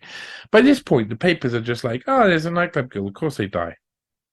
this is how it works. This is how normalization works. Normalization of death. And here she is, next to my face there. Another nightclub girl died yesterday. She was 23-year-old Pamela Gale, whose body was found by a neighbour in a gas-filled flat in St. George Square, Pimlico. Again, gas-filled flat. 2 letters were found near her, one addressed to her father, an Admiralty messenger. Now, you could put down that a couple of these could actually be suicides, a couple of these could accidentally be accidental deaths, a couple of these could be this, a couple of these could be that. There's so many of them. There's a string of them. Not all of them can be these things. This is not. They're acting like people die all over the place, all of the time, from these different things like overdoses and gas-filled flats. And it's back then. It's still even back then. It is rare for that to happen. Yeah, it's happening to all girls who know each other, who all manage clubs in the same area. But her death was a mystery that the police were still trying to solve last night. For Pamela was known as a gay, happy girl. Knox Marsh, happy. Linda Justice, unhappy, but happy before. Esme, happy. These different girls all had happiness wrapped around them, with the exception of Linda Justice, and that's only if we believe everything they say about Linda Justice. Sorry about that. But her death was a mystery the police were still trying to solve last night. For Pamela was known as gay, happy girl. A friend said she started going to clubs when she was very young, about 17. Her only interest was to get as much out of life as possible. Pleasure. She lived for pleasure. That sort of life could give. She was very happy, tall. She was 6 foot, brunette. Pamela would dance till dawn as a hostess in West End drinking clubs. Club owners and other hostesses were as puzzled as the police at her death. She was the gayest of us all, one girl said. They use gay a lot for happy. That ends in the end of the next decade. People in the late 60s no longer use gay as happy. It's amazing how it ended very quickly, and ended probably with the legalization of being gay in Britain. 3 other club girls have died mysteriously as Pamela. Esmeralda Noel Smith, owner of Esmeralda's Barn off Knightsbridge, was found dead in a gas-filled room. Linda Justice, who was protege of Ruth Ellis, died from an overdose of sleeping tablets. Barbara Knox Marsh, the girl in black, was found dead at a flat in Baker Street. So they report her here, and they're reporting this girl who's another nightclub girl found dead, and they're already linking up. And there's more. After this, there's going to be girls who go missing from the same nightclubs. And some of them are attention seekers. Some of them are doing it on purpose. Some of them are never seen again. Some of them, establishment gives them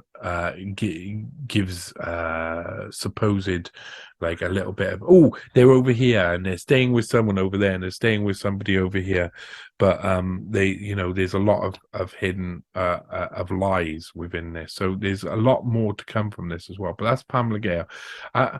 Now I probably would like to go into Pamela Gale's time much more. Give me a second.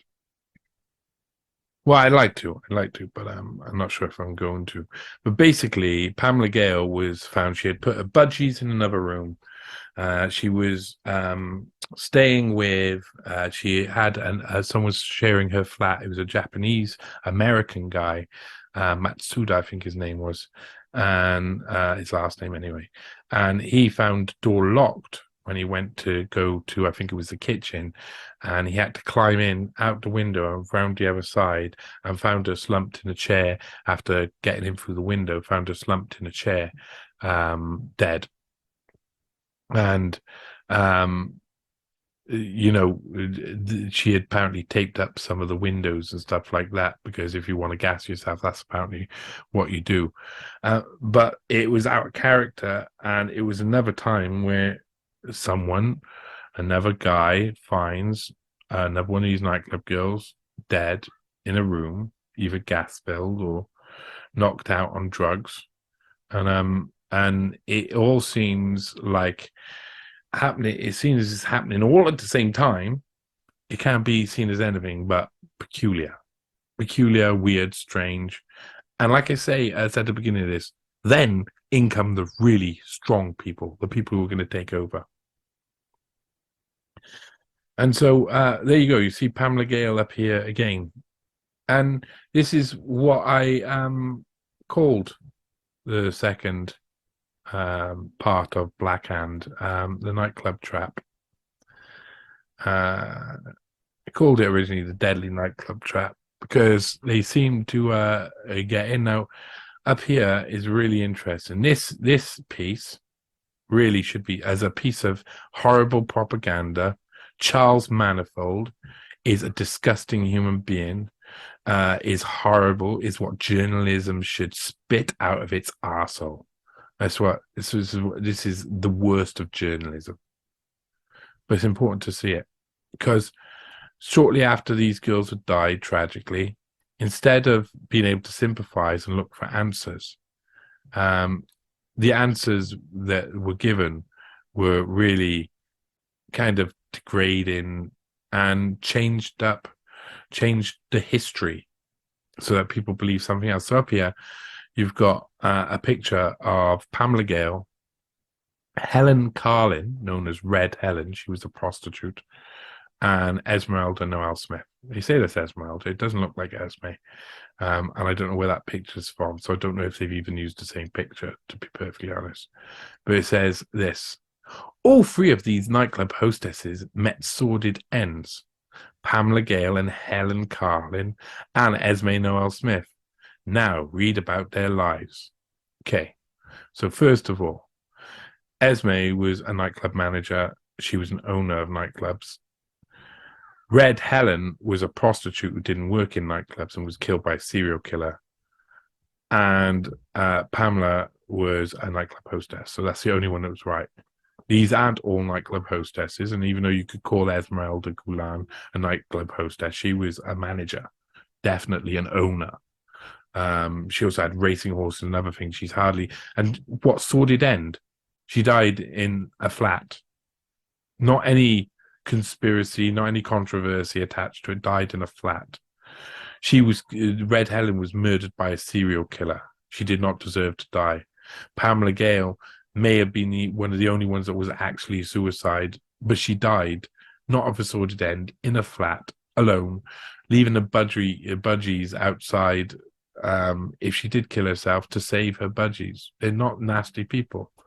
Yet this article is, for me, it shows us exactly what the mainstream media does: the sensationalization of stories. And so this disgusting human being, who I think should be, I'd like to go back in time and spit in his face, Charles Manifold, because he's a lying little cuck. And it's not a surprise that it's probably in the People newspaper. Yeah, the People newspaper. So People Sunday's newspaper, like I say, the Mirror on Sunday's newspaper, and back then it was a real piece of trash. The first and most frightening aspect of the whole nightclub system is this: in 4 out of 5 nightclubs, the hostesses are paid nothing at all.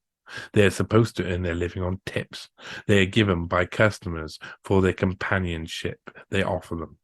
Right, okay, so Red Helen was a prostitute. She doesn't count. You have to pay for her companionship. Esme was definitely she owned the clubs. So don't you even dare, you disgusting person.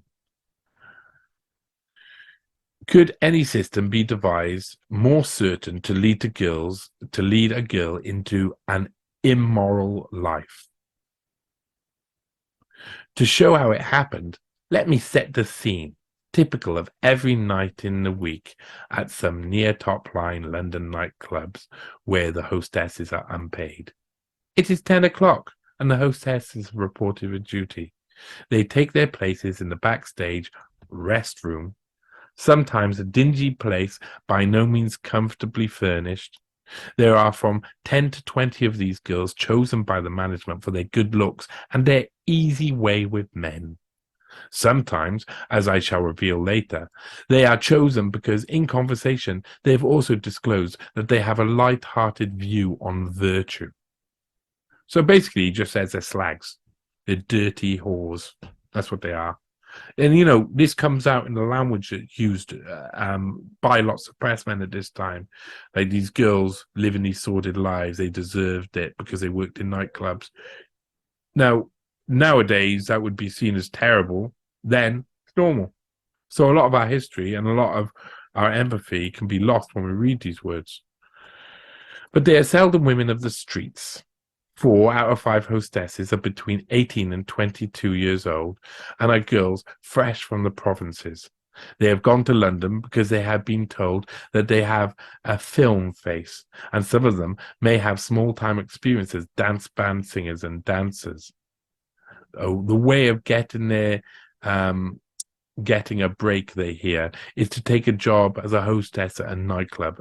These places are frequented, the story runs, by all the most influential people in the show business, and dozens of girls who are now on their way to fame began by meeting the right man in the nightclub.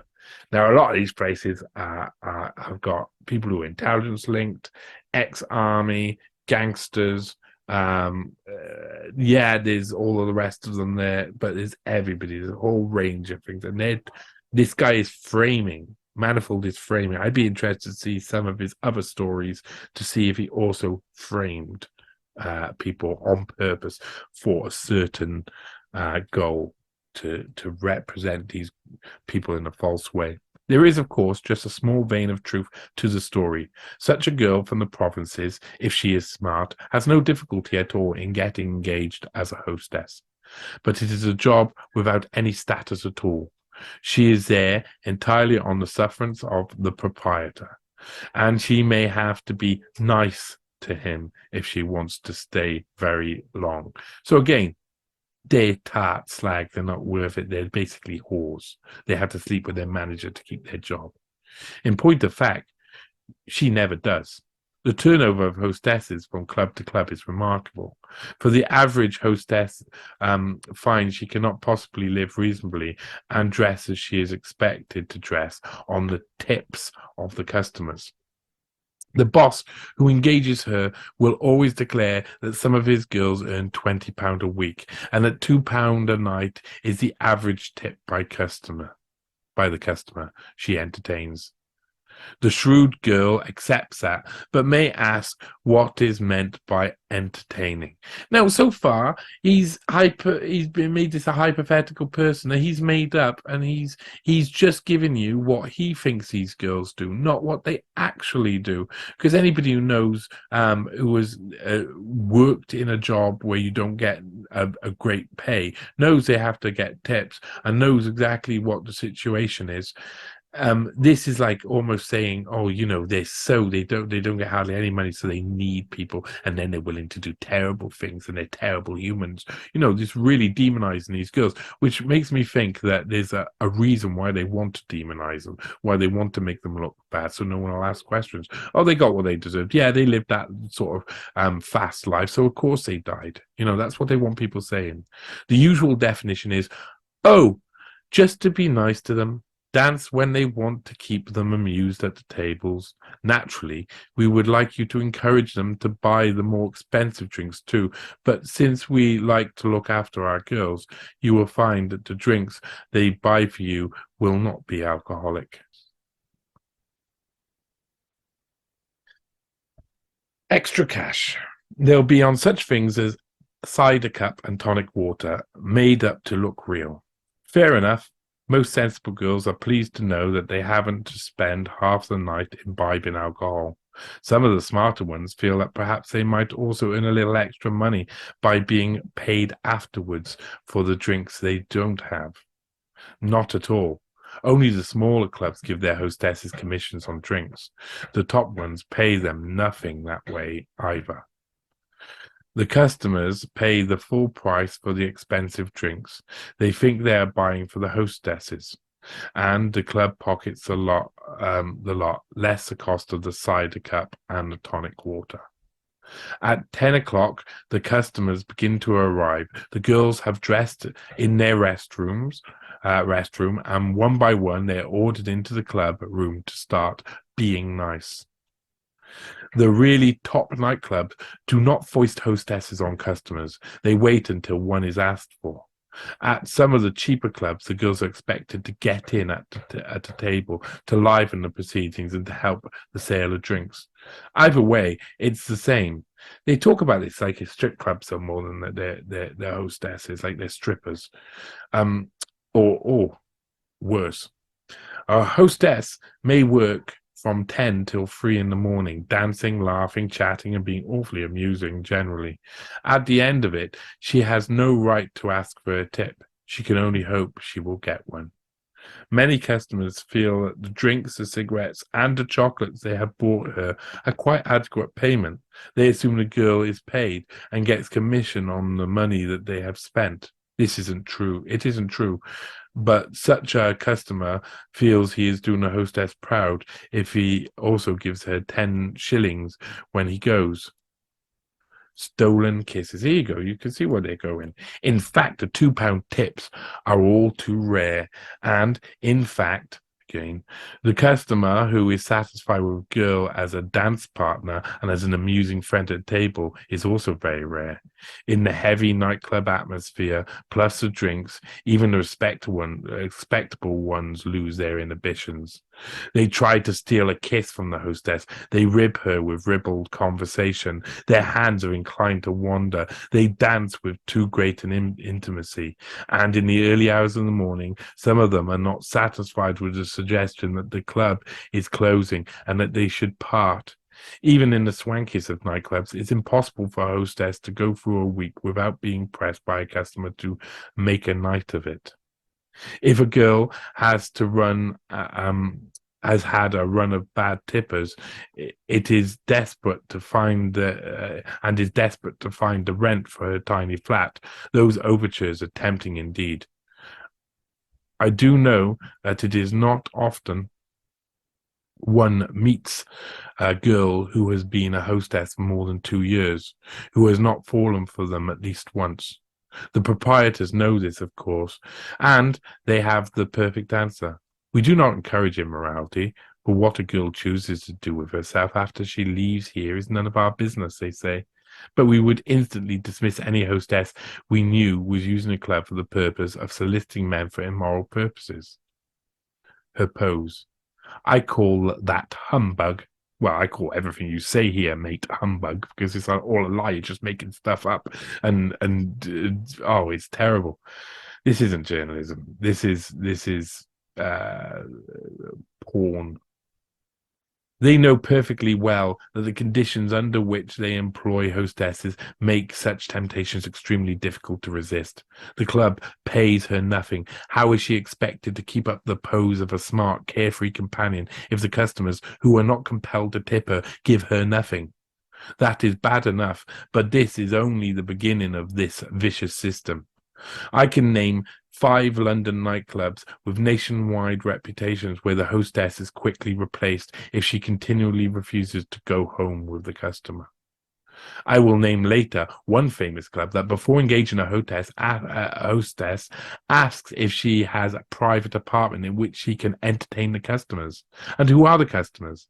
Why, the sons of the very best people, young men about town whose names are household words.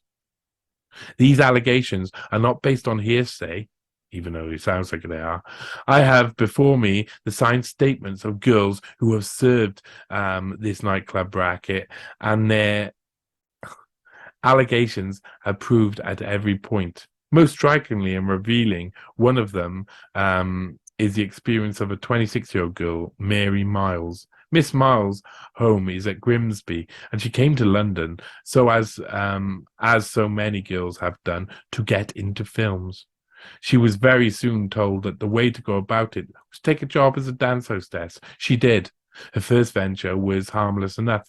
She worked at the Madeline Club for no pay, of course, and there, when drinks were ordered for her by customers, she was served, to her relief, with orange juice.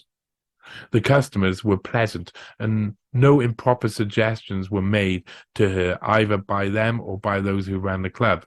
But she earned very little tips, though she had hopes the job would lead somewhere until she fell ill. Easy virtue. Home she went to Grimsby, and when she was well again, she decided that the Madeleine was not the best place for her to meet the right people. She had heard of a more exclusive club, patronized by only the top men in films and the very best young men in society. Her application to join this club as a hostess was accepted, but on the very first night, she was asked if she could accommodate customers. "What do you mean?" she asked. "Why, take them home with you," was the reply. Miss Miles was non-committal, but the slippery slope yawned before her, and before long she was on it. That was not her experience at only one club. To extricate herself from the vicious life she was leading, Miss Miles left the first club and became a hostess at yet another, where she believed the rules were even more strict. Her experiences there were precisely the same. Experiences there were precisely the same. They proved beyond a doubt that the price of being a hostess at some of the top London nightclubs is easy virtue, and her statements I have proved to be true. Next Sunday, I will print the evidence and name clubs where this corruption goes on night after night. Now, I'm going to finish with that. I'm not going to go on to the second one where he names the club, because I think you can fully well see he's a liar. He's a liar. I mean, his evidence is slight. What he says is, "Oh, I'll tell you about which ones they are. I'll tell you. I will. You wait and see." Let's see. Two more hostesses. Just the last bit of what he says here, and this is the end. Here are the stark facts that call for a cleanup. Two more hostesses at London nightclubs have died in tragic circumstances. Hardly a month passes without bringing into the headlines the garish way of life of these girls. They have figured in murder charges and in criminal cases of all kinds, and all too often their lives have ended in disaster. The public is entitled to wonder what it is about the occupation of these gay young things that so corrupts those who try to make an easy living in the plushy atmosphere of nightclubs. What goes on behind the bright lights of these night haunts? This newspaper has decided that before the dark nights bring the customers in for another season, a full-scale investigation is called for. That inquiry has been completed, and today the People grants the first report of Charles Manifold, who headed the team that conducted the probe. It is a report that is bound to cause widespread concern, for it reveals that in too many clubs, the hostess system is nothing more than a racket that exploits girls and lures them into immorality. As usual, the People will not cloak this exposure in the mass of generalities. We will name the clubs we condemn, for we have secured a mass of evidence. But our purpose in exposing them is not to urge the ending of nightclub life in London.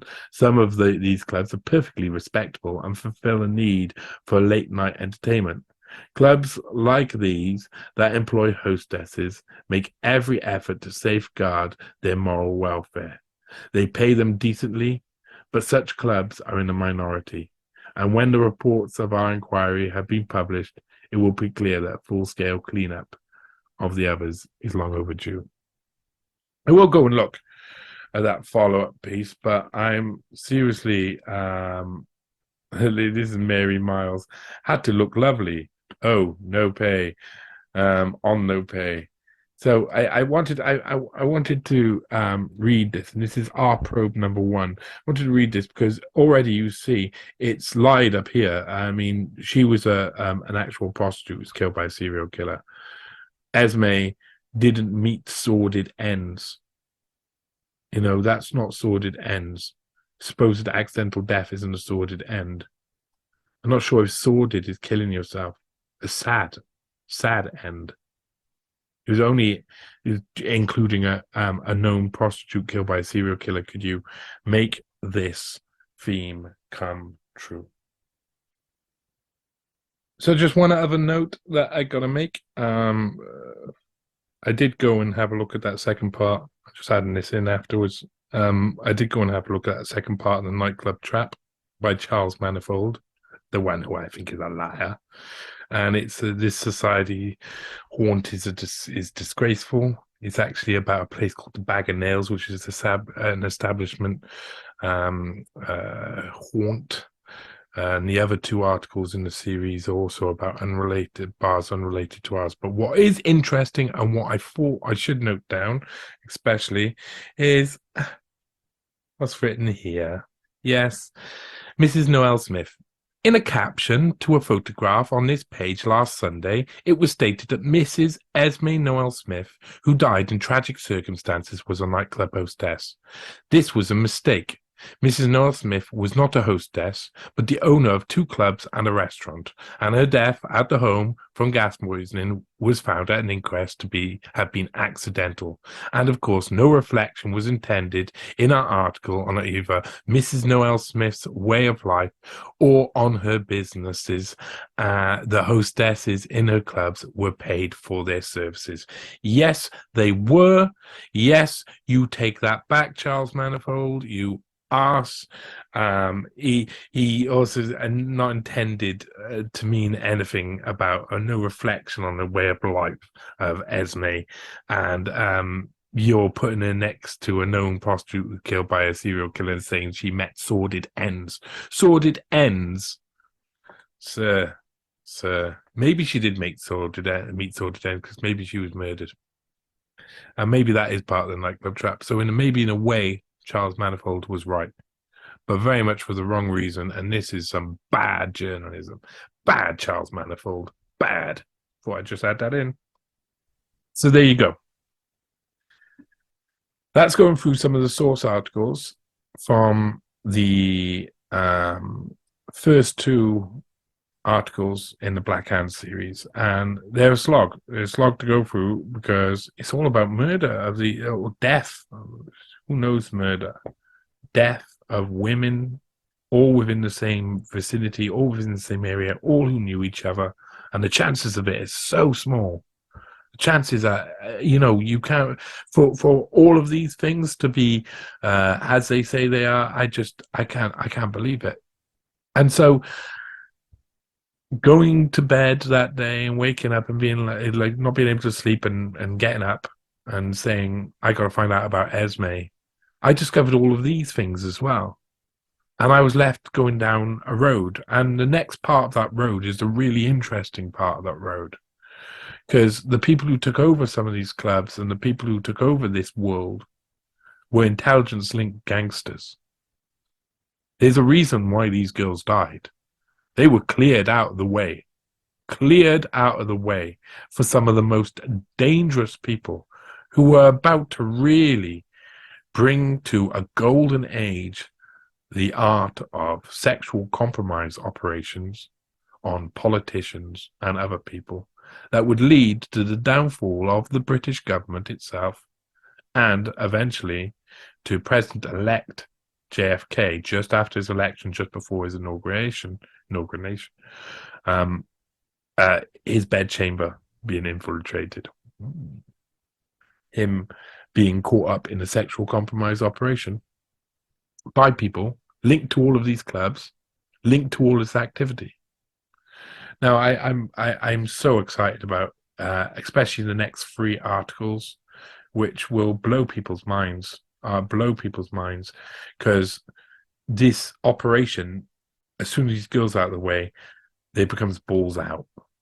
Suddenly, the clubland, women aren't dying. The next person who dies in the clubland world is a jazz musician who's found with his head in a gas oven.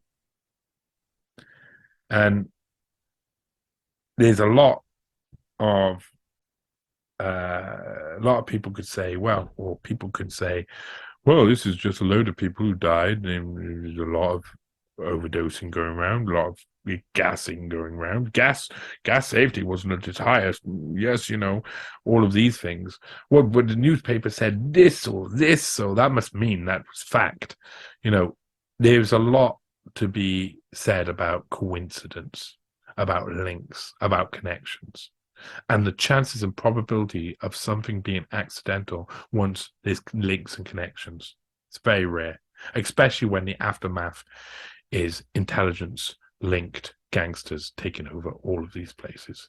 And these people are some of the wildest people you could ever meet. Get ready for sex, get ready for peacocks, get ready for debauchery, get ready for whipping, get ready for snakes, get ready for all sorts, because Black Hand will take you to some bizarre places, including to the original Jeffrey Epstein. I hope you enjoy these additions to this series, and I hope you enjoy the series. It's available at a limited hangout. You can find me at fungimonkey.com and, of course, johnnyvedmore.com. And please, if you want to be involved, get in contact with me. Other than that, thanks for coming and watching NEWSHOUND again, and goodbye. What we know is that we will end up with many more unemployed